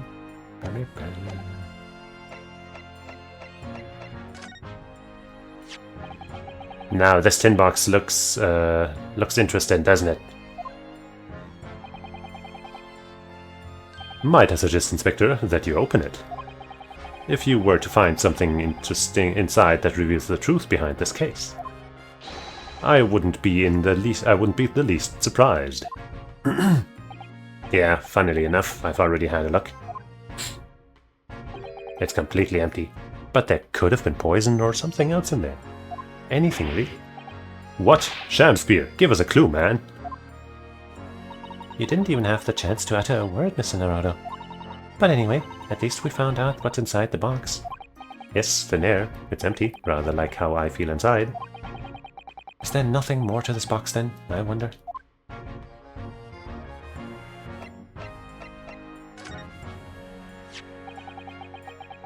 Looks like this was cut out off the paper about 3 months ago. Oh. It's about a convict who got sick and died while he was serving time up in Manchester. How terrible. It made the headlines down here in London as well. The bloke had been sentenced to death, you see, but nature got to him first. Oh my goodness, he'd committed a capital offense? Man by the name of Selden. Nasty piece of work, into burglaries and murder. They say the hoard he'd knocked off was worth about £1,000. A hoard? Of treasure, you mean? Jewelry and the like, but he'd hidden it somewhere and no one knows where. And now he's dead. Maybe he hid it in Natsume's room. Somewhere. And so that's why that room has been haunted by our fellow who somehow knows about it. Maybe he's related to Selden or something.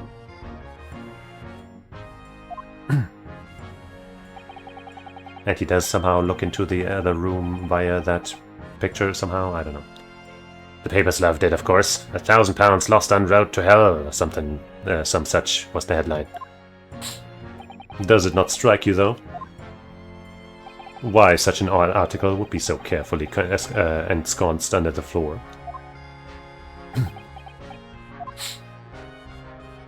I suppose now you mention it, it does seem a bit odd. Only now, really? Perhaps I'll go over the paperwork we've got on Selden back at the yard and see if I can turn anything up. Did we get the box, by the way? No.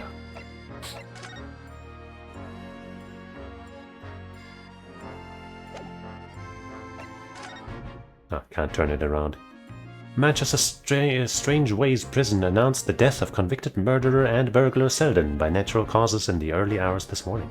He had been suffering with fever since the end of October. Alerted by the shouts of his fellow cellmate, medical staff arrived to find him already dead, before his capital punishment could be carried out. Maybe the fellow cellmate was Shakespeare, and he killed him too somehow, with strychnine or something. I don't know. They probably would have found the strychnine if that was it. Who knows? That guy on the right there. We've seen him before. Is that the first guy to die in that room, maybe? And is Miss Green's loved one dead? Or, I don't know, we'll find out. So this is the photograph I found. Looks reasonably recent to me. Yeah. Yes, it would appear to have been taken on the street in front of the house here. And the gentleman on the left is Mr. Garrideb, the landlord, of course. But who's the young man on the right? Mr. Garrideb's son, perhaps? Perhaps. You can take that print if you like. Really? Are you sure? We can presume, therefore, that the yard already knows. The identity of the young fellow, that is. Ah, is that true? Huh. Well, it's too bad if we do. Unfortunately for you lot, leaking information isn't one of my pastimes. My dear Inspector, if I may be so bold as to point something out. Pastimes are for one's leisure, but this is for work. Okay. All the more reason I'm not telling you. A dismal failure. Yes, I heard.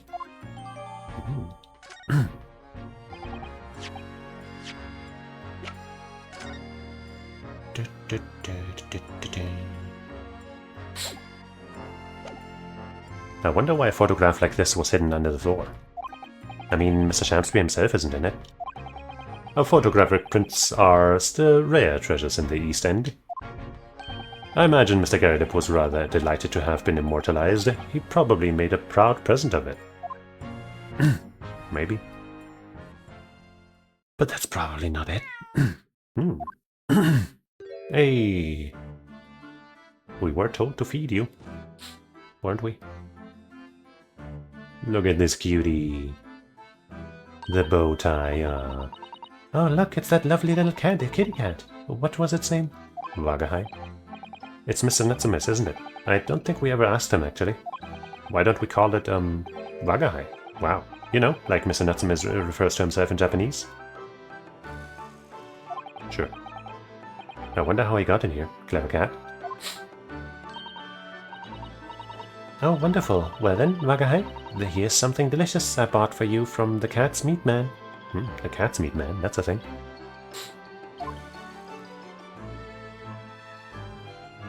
Yippee. Still the only character that is fully voiced, by the way. And well-deserved so. He couldn't be happier now, look. I just hope we can bring some happiness to his owner. Also, why is he here, in this room?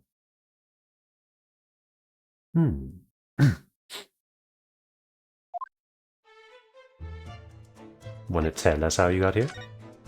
Look, he's pawing at the carpet. Oh my god, oh my god, oh my god, cats, oh my god. Look at this guy. Oh, so cute.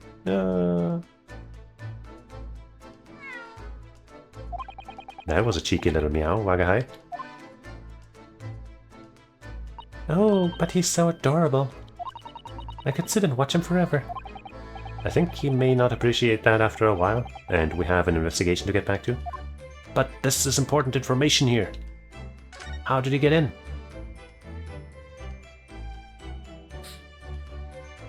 Well, sadly none of our current party members, let's say, think it's all that interesting. I guess we're done here.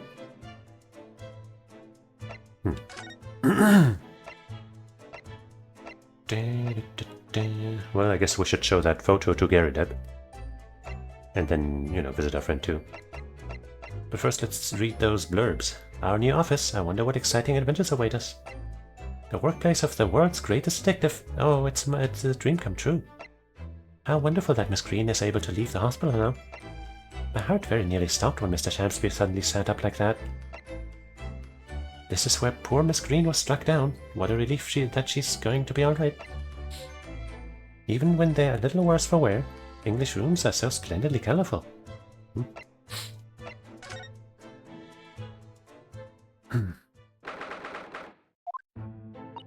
Mr. Garrett appears to be out. Oh. Oh well, I suppose we'll just have to come back again later. Well, that's unfortunate.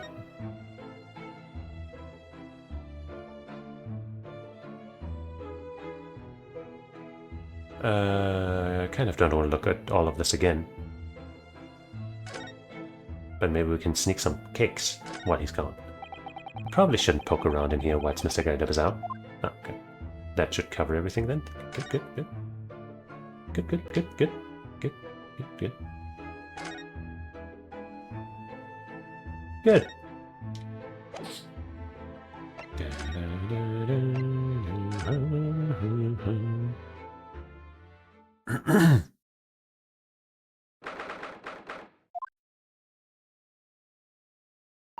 Oh, Mr. Natsume is back.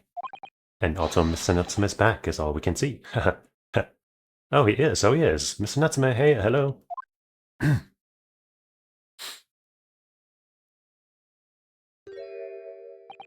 I am a cat. Wagahai wa nikoriaru. Sorry?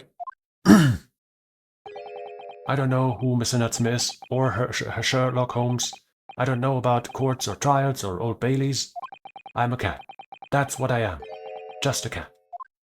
Same, though. Mr. Naruto, he's trying to escape from reality. Try to? He already has, completely. So, what is your name then? As yet, I have no name. Mr. Naruto, he hasn't fully thought out his new identity yet. Maybe it's not too late to bring him back to reality. Do you think you could open your eyes for us, Mr. Natsume?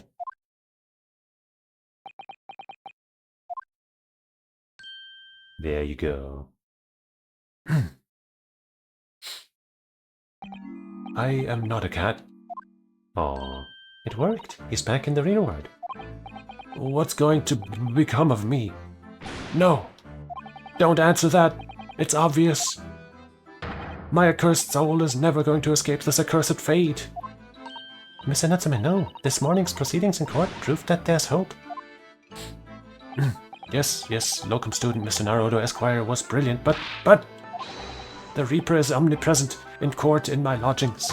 Here, there, everywhere. What's he looking standing straight at me for? I think perhaps there are some things we should discuss.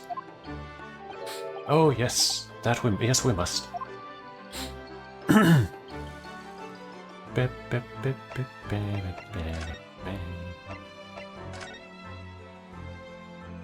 In my whole life, have I ever been so moved as I was today? No. Of course, if I cast my mind back, there were perhaps one or two other occasions that moved me even more. Like, when we actually got a not guilty verdict in the previous case, that's probably more moving than just getting some hope here. But if I just block those out, then today being in that courtroom was... It was the most moving experience of my life, locum student Mr. Naruto Esquire. You're so too kind. Scotland Yard found the remaining tea, just as we deduced, and they are analyzing it as we speak. There's nothing wrong with that tea. They won't find a drop of poison in it. That's a solemn, sworn, Soseki certainty. Tell me, did you both drink the tea at the same time that night? Oh yes, most definitely. Remember? Drink the tea while it's hot. We both poured it down our throats like it was a hot bath for our bellies. And at the time, you were both completely fine. As shown by the fact that he and Mr. Shamspeare then engaged in the Romeo and Juliet match. I suppose the focus of tomorrow's proceedings will be how the poison was taken by the victim then. But that means they might actually find poison in the tea, because it's not the one that Soseki-san brought. And then we'll need Holmes's tea identification thing. But they won't accept that, so what's the point? I guess we're screwed. Might as well stop trying. That rotten Shamspeare, what have I ever done to him? You don't recall him taking issue with you over anything you've done recently? I've been holed up in my room, immersed in books. I don't recall anything. Anything at all. Right. But what I don't understand is why he didn't let me know sooner. Let you know what, Mr. Natsume? About the soap, of course. What else? What, because you would have liked to use the trick too? Oh dear. Are you struggling with such a meager stipend? Of course I am. If I had money, I wouldn't have chosen to live an accursed existence. Accursed existence in such accursed lodgings. Oh, yes. You said it's because the place is cursed that it's so cheap, didn't you? Exactly. Especially the room that I rent. The spirit of that capital offender who lived there still haunts the place. And it's trying to kill me. Yep, there it is. Capital offender? Might I ask locum student Mr. Naruto Esquire, for that next time you visit me, you bring scores of super soft soaps? No. So, were you referring to, maybe this guy? What's this? It's a newspaper cutting that we found in Mr. Shamspeare's room. Ah, so he knew, did he? Sorry? About this man, Selden. A convicted killer, and the evil spirit behind the curse that afflicts my lodgings. What? He's already taken one young man's life, and now he's trying to take the life of another? Oh wait, he's trying to take the life of another? A miserable, mustached, much maligned... Wait, no, Soseki's saying that, sorry. A miserable, mustached, much aligned Japanese man. Mr. Natsume, if you know something, please, you must tell us. Tell us everything you can about this evil spirit.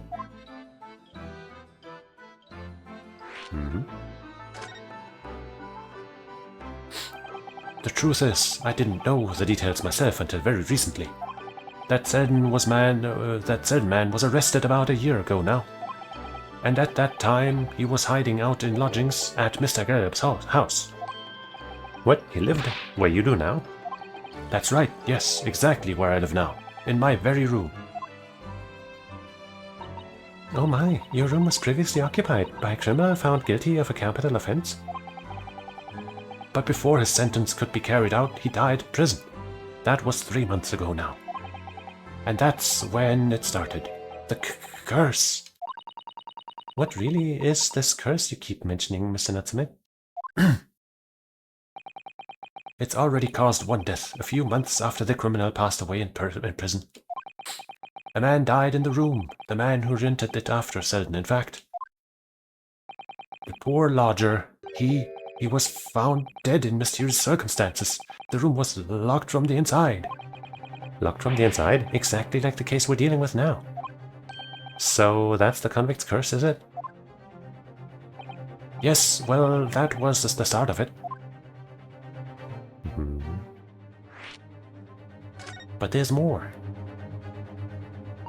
Do you have any idea how the lodger before you passed away, Mr. Natsume? The official cause of death was asphyxia. When they discovered the body, the room was full of gas. Gas? I only found that out after I'd signed the lease. Then Mr. Garrett came to tell me later. When he came to tell me later, I couldn't stop myself trembling. In fact, if I'd known beforehand, I'd probably have been too scared to take the room. Landlord's lease, luckily legal. So clearly, our victim is using the gas somehow to try and asphyxiate Soseki as he did the previous customers. Lucky for Mr. Garrett, maybe, but not so lucky for poor Mr. Natsume. And now you believe this curse is affecting you? It is, at first. I just felt as though I was being watched, all the time. And then you talked about having nightmares, didn't you? The dead are trying to take me with them. They come for me and try to suffocate me. Just when I'm struggling to breathe, I wake up, and the room is as cold as ice. I'm willing to sacrifice no more. But why is your room so cold? London winters are too cold to bear without any heating and on overnight. But for some reason, even though I light the stove before I climb into bed at night, the pilot light always goes out and the room fills with gas. But that's terrible. That's exactly the same situation as what led to the previous occupant's death. And then there's what happened to Mr. Shamspeare last night, when he was mysteriously poisoned. There's clearly more to that incident than can be explained by a curse, though. Whatever can be the cause of all these strange happenings in Missing Arab's rooms? What could it be? Just some ghosts, I guess. Mr. Natsume it's nothing much, but... Ah, it's been too long since I've been offered a present with that delightfully humble etiquette of our homeland. What? You're too kind. I accept it gladly. Sorry, but it wasn't... I wasn't trying to give it to you, actually.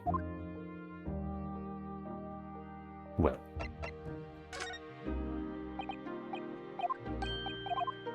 I don't think we have anything else that we need to show him. But, hey.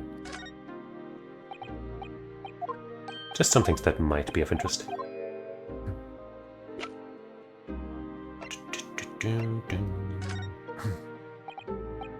Okay, not bad either. Maybe he has something to say about that.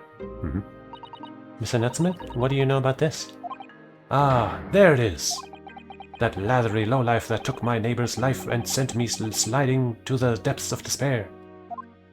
Slippery, sickly, psychotic saboteur. You've really gone off soap, haven't you? Absolutely, and I've made up my mind. The next time someone gives me a soap as a present, it's... friendship finished, firmly, forever. Not the first time you've said that. I don't know what that we can blame soap for everything that's happened to Mr. Natsume. Or maybe we can. Mr. Natsume, about this receipt? It occurs to me now that it was those confounded books that saw me arrested the first time too. Oh yes, I suppose that's true. After I spent my precious pennies on them, that's the thanks I get. Now I know when I'll read them. Don't know when I'll read them. No, not when. If I may very well hate them too much to even open their covers. I don't know that we can blame the books for everything that's happened, Mr. Natsume, but maybe we can. Alright. Don't know why they're never letting me investigate the cells. Maybe he's here at home now.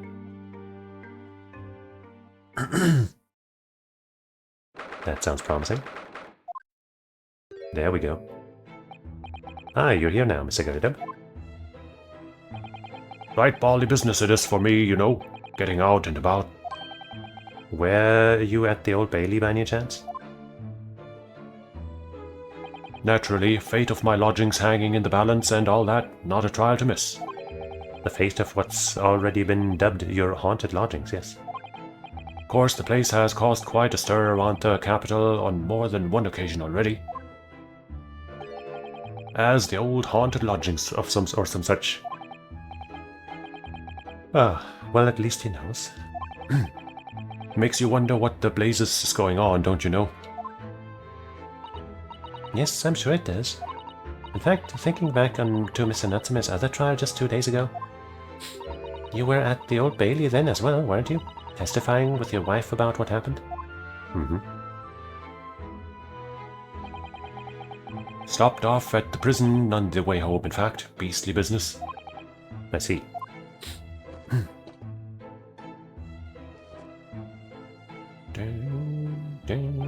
So, what brings you to my haunted abode today, eh?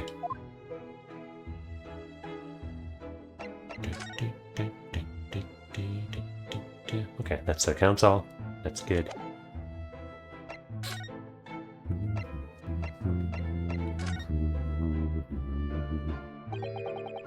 Some fishy fellow from the Far East and a failed actor chap of questionable character, eh? Yes, the house does seem to have become something of a magnet for rum fellows as of late. Thanks to that bally curse. A convict's curse, you mean? Ah, heard the stories, have you? Rotten scoundrel was arrested today here. Then the next chap in the room goes and keels over. Then there was that woman who dropped dead just outside on the street, not to mention the actor yesterday. Am I next, eh? Hopefully not. Well, can't help but get the collywobbles, can you? When you say the woman who dropped dead outside on the street, do you mean Miss Green? Because Miss Green, who was stabbed by the knife, and Mr. Shakespeare, who was poisoned last night, are both very much alive still. Yes, well, so is that blasted convict's curse, it seems. Personally, I should be quite content with such lodgings. A bath, a toilet, a fireplace, a fascinating history. Why? It sounds like the lap of luxury. I'm not so sure about that. Well, there's no bath or toilet included, and no fireplace either. So most of those things are struck off the list. But you do look out for your tenants, don't you? By watching the rise and fall of the flames in your gas lamps up there? Yes, never hurts to keep an eye on things, in case there are any mishaps or such like. I think you've had your mishap already, sir. That's not helpful, Mr. Holmes. Heavens forgive me, the words just came out to my lips. Amazing. Some fishy fellow from the Far East and a failed actor chap of questionable character, eh? There's no need for that, Mr. Garrideb. That's right, Mr. Natsume is in no way fishy. I don't know about that. He is undeniably peculiar, however. Is it right that he took the vacancy immediately after the previous tenant passed away? Yes, that's right. I asked the estate agent to find someone and he popped up the very same day. Never come across a chap so keen for a place with a background, as it were. I don't think it was the room's background he was keen on so much as the cheap rent, actually. So, how long has Mr. Shamspeare been lodging under your roof? That failed actor chap? Let me see. Oh, of course. Yes, it's been 3 months now. Quite sure of it. Only 3 months. He's been quite new here too, then. And to what do you owe your certainty in that regard, Mr. Garrideb, if I might ask? Well, it was that Selden scoundrel, as it happens. Selden? The convict, you mean? Do Selden and Shamspeare have some kind of connection, then? They must. That convict chap, Selden, passed away in the clink 3 months ago now, you see. Some malady or other. Yes, we've seen the report from the newspaper at the time. Well, it was only 3 days later that the tragedian showed his face, the actor fellow. Really? Yes, I remember it quite distinctly. 'Tis small, this world we inhabit. Prithee, landlord, hear my request. I, the humble Shamspeare, do desire to take thy room on the middle floor offered erewhile for rent. Terribly sorry for and whatnot, but that won't be possible. Already have a lodger on the middle floor, ground floors, floor rooms vacant though. Nothing can be made out of nothing. Let me repeat mine will unto thee. Those curls must be muffling your ears. The room on the middle floor is taken. Its ground floor is not or nothing. Very well, we have an accord. Glad to hear it. Welcome to Briar Road. Lo, a Shamspeare dance to celebrate. So he seems very interested in that room for some reason. From what I heard in court today, sounds like the chap was thieving gas. And he was 3 months in area arrears with the rent too. Yes, the fellow was a bally player, all right. Dang. Thank you for your candor, Mr. Garrideb. We are most grateful. By way of appreciation, allow me to say 1 or 2 words. Give me my robe, put on my crown. I have immortal longings in me. What's happened to you? Shakespeare, my dear fellow, one of his most famous lines. I wished to divulge my own learnings on the subject, for I have a turn for literature too, you know. Perhaps you could turn your attention to more apt lines then? Is it really supposed to be immortal? Immortal longings? I guess, you know, your longings could be immortal.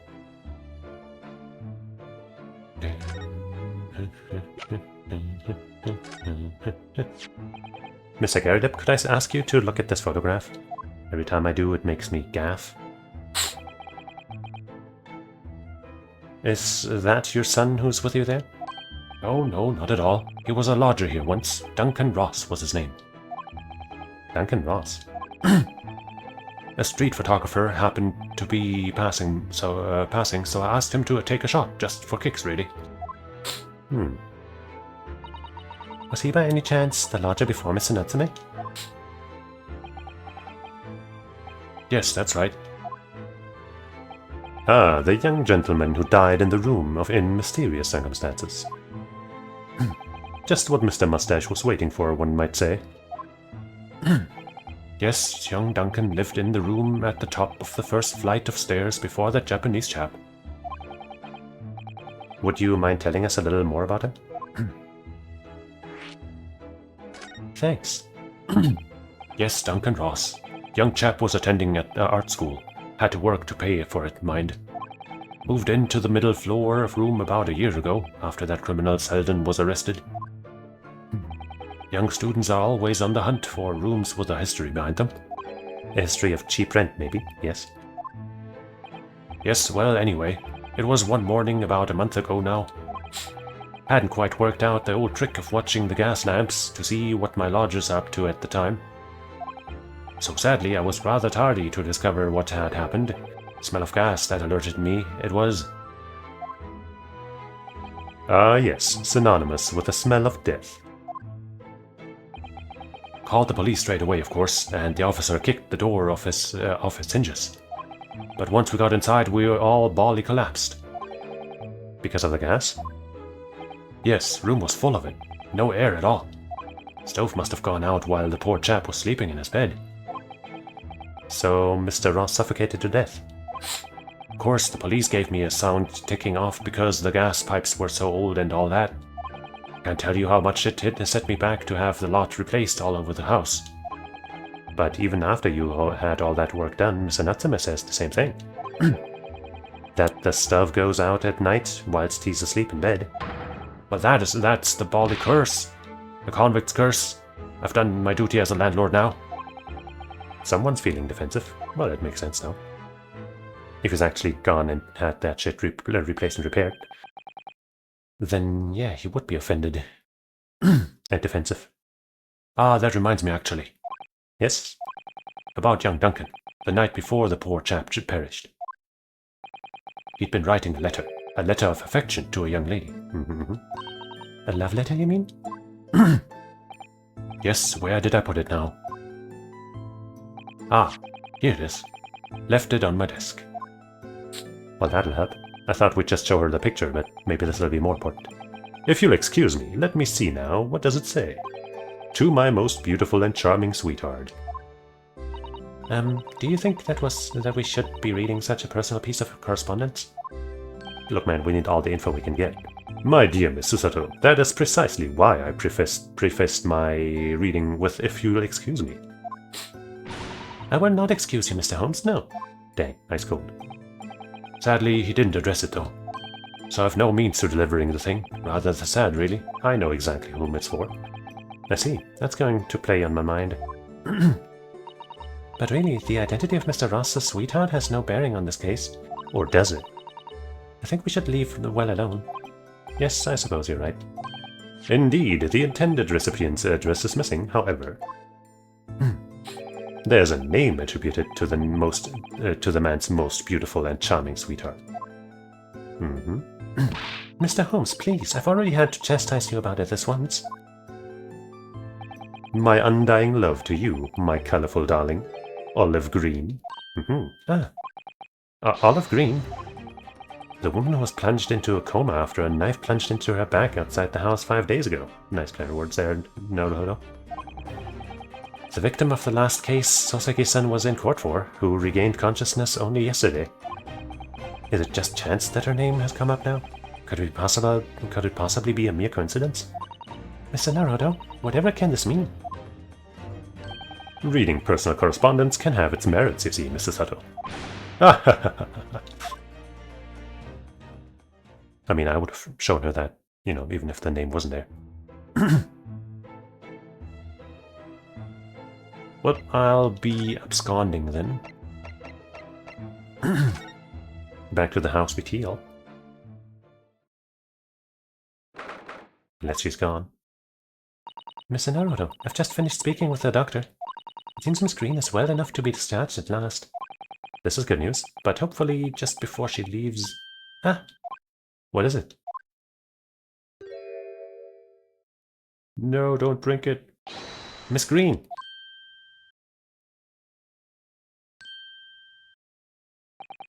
What was that? She clearly just hit something behind her back. One moment, I'll be with you in a jiffy. Well, that letter envelope there. Looks familiar. Oh, hello everyone. What are you all doing here? The doctor has said I can be discharged, so I'm just getting my things together. Miss Green, what were you just doing? Oh, nothing, really. I was just about to take some medicine the doctor prescribed for me, that's all. Well, we were hoping to have another quick chat with you, if that's alright. I don't really have anything else to tell you. Alright, she's definitely behaving strangely. Let's see if we can coax something out of her. Probably won't let us. But let us check this letter, sir. Is this the card that Miss Green was looking at so intently before, isn't it? Mr. Naruto, we shouldn't be peeking at a young woman's private effects. Right, I should say peeking for gentlemen's effects only. You mustn't do that either. And maybe you, Mr. Sato, shouldn't be peeking into a young man's mind either, Uh-huh. She's rather good at that. There's the bottle that Miss Green was just about to drink from when we arrived. Yes, she looked rather preoccupied, didn't she? Perhaps it's very bitter. Can't stand bitter medicine. I suppose that could be it. In fact, whenever a doctor prescribes me medicine for a number of days, I always take it all at once. That's... yeah, okay. Oh no! Well, if you have to take something you don't like, it's best to get it all out of the way in one go, isn't it? Oh dear, and I thought it was Miss Green I should be worrying about at the moment. Well, let's hope it's not strychnine.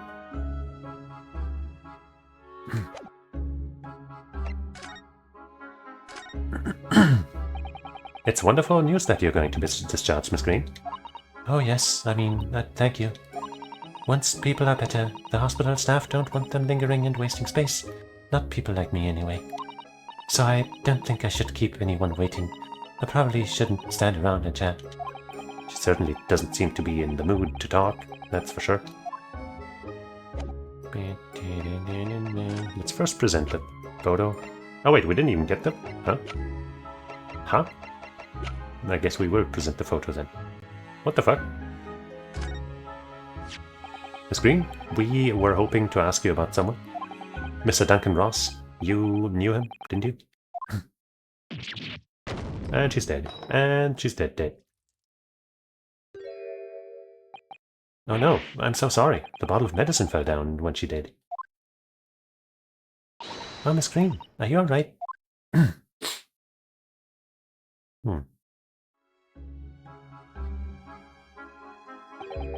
I'm so sorry, I didn't mean to startle you like that. No, it's alright. I just wasn't expecting it. But how do you know about Duncan? Mr. Ross has been writing, had been writing a letter when he passed away. The landlord found it in his room. It was a very personal letter to you. It was at the art school. That's where I met Duncan, a year ago now. He was working to fund his studies. He dreamt of becoming a professional artist one day. And the two of you became romantically involved? Yes, that's right. We were very much in love. We were engaged to be married, actually. Aw.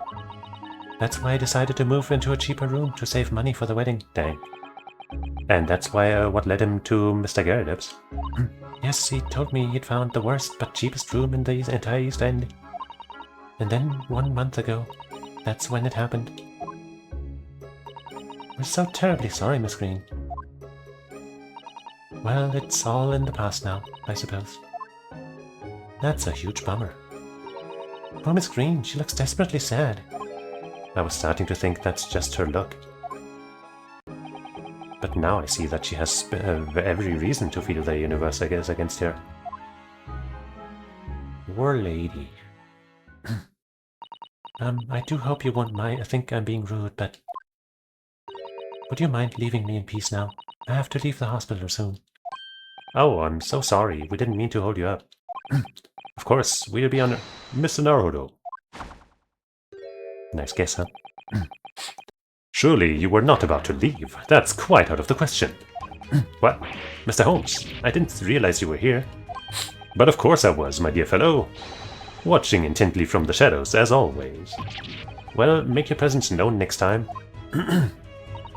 Mr. Holmes, what's this about? Something is, something... Oh wait, no, the rat. No! Are you seeing that? I think the rat drank the poison. Slashed the medicine and is dead now. No! Something which occurs to me with some irregularity, Miss Susato, is this. Why do detectives insist on such an ex post facto modus operandi? Why solve a case after it's happened? Instead of preventing a case before it happens.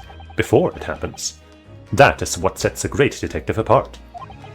What do you mean? There's a case waiting to happen under our very noses, Mr. Naruto. Of suicida. So let us avert disaster. Let us prevent this case from ever happening with nothing but careful observation. Alright. All the clues you need are set before you. You need only look, and you cannot fail to see. You can do it, Mr. Naruto. I know you can.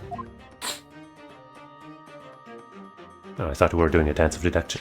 But I also think that would be rather pointless given how obvious everything is. Do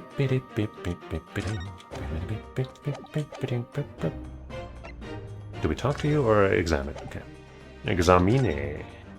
No.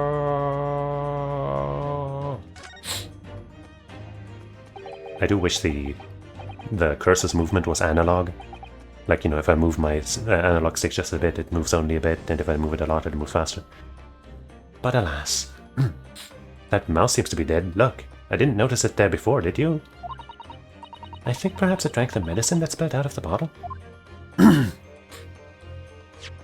But that's the bottle that Miss Green was about to drink from when we arrived. You don't think... Ah, I see you've come to appreciate the true nature of the scene. That a tragedy about... that of a tragedy about to take place. Yes, I think it's falling into place. Miss Green, the contents of the bottle you had before I spilled out on the floor. And the poor mouse that drank it has sadly died. Ah, I think it's clear that the bottle must have contained a powerful poison. Where did you get it? Did the other guy that we saw in this room earlier maybe give it to you? Don't worry, I will attend to the mouse presently. Yeah, resuscitate the mouse. Give it some CPR. Miss Green, were you intending to go the same way as that rodent? To take your own life? Ah. Once we'd left, you would have put it to your lips again, wouldn't you? And taken the poison? No! Miss Green, please. Please talk to us.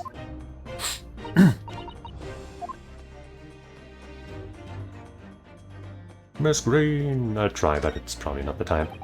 Definitely feels as though this card must be relevant. I mean, when we first arrived, Miss Green was standing with it in her hand, in what can only be described in a very tense atmosphere. Yes, it may very well be related to whatever incident Mr. Holmes believes was about to happen here. Perhaps we should ask Miss Green about it. Yes, very much so.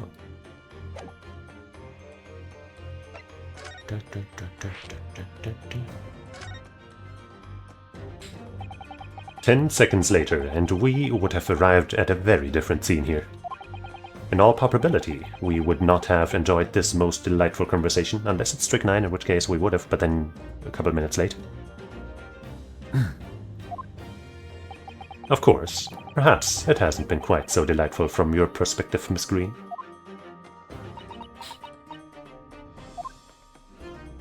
Poor lady. Actually, in a way, now that everything's out in the open, I feel like a weight has been lifted. Tell me, how did you acquire that medicine?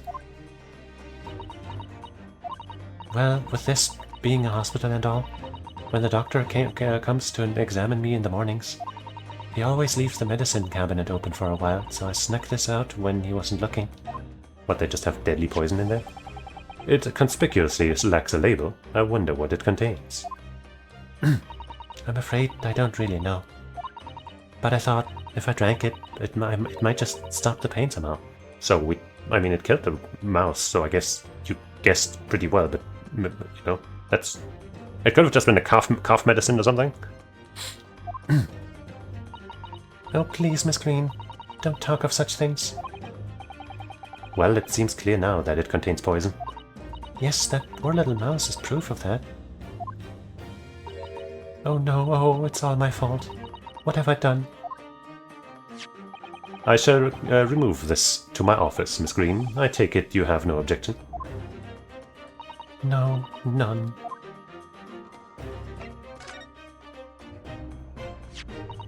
Neither the sender's name or address appears to be written on the envelope or the card. It arrived by post at my home the day before the incident that put me in hospital here.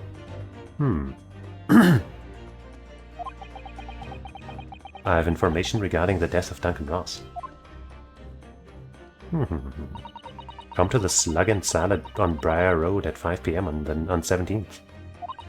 Don't tell anybody else about this letter or the meeting. It is a matter of utmost importance. Wait a minute. The 17th of this month?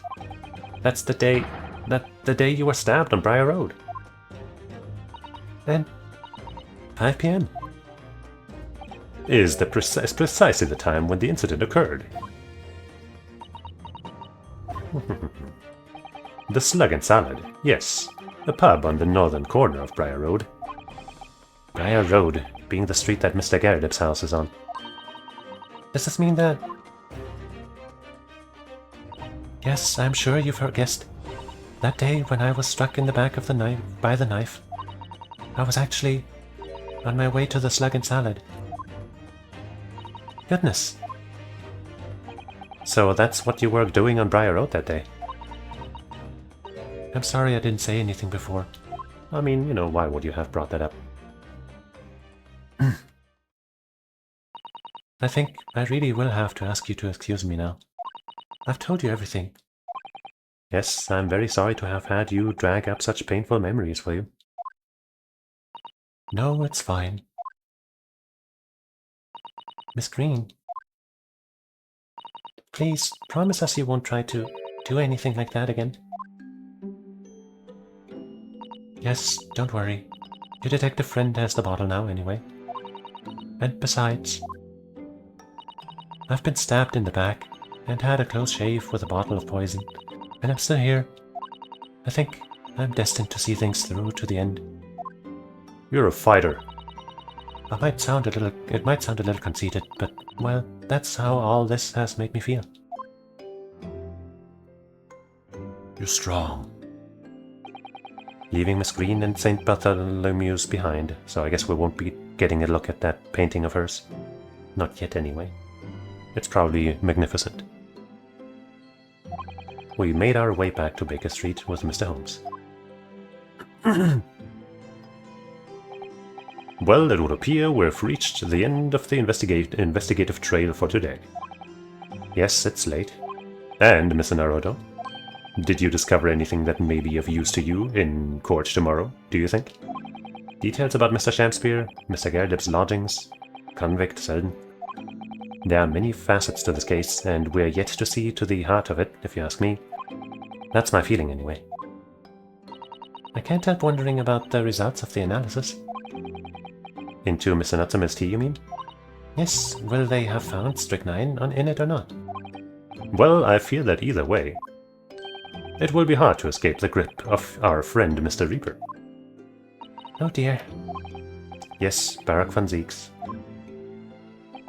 But I wish you every success, of course, and though I was late to rise this morning, tomorrow will be a new dawn. I intend to spring from my bed at a crisp hour and attend the trial. Mr. Holmes, you're going to come? Indeed, whatever happens, I shall be there, assuming my eyelids cooperate in the morning. Well, I think we've done all we can. All that's left is to remain focused and keep fighting for Mr. Natsume's cause until the very end. Yay! London, the world's most prosperous city, home to some 6 million people. But away from the razzle-dazzle down back alleys and behind bricked-up windows the lonely lurk. Soseki-san had battled long and hard with loneliness during his many months here. And so I left honor-bound to battle equally hard for my compatriot to lift the curse that gripped him. As Mr. Holmes said, tomorrow would be a new dawn for all of us.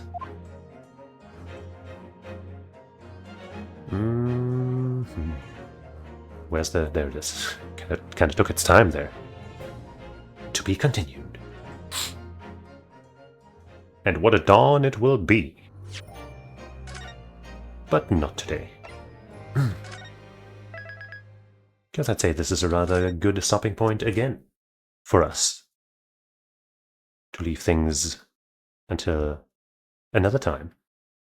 So that means for today, I will thank you for watching, hanging out, and preventing horrible incidents, at least once, with me. And I hope you'll join me again sometime. Probably tomorrow. If not, then, some other time. But we are duty-bound to finish this game, and with it, this case. So come on by. It'll be good. For all of us. So, until we meet again, I say otsukare-sama. Bye-bye.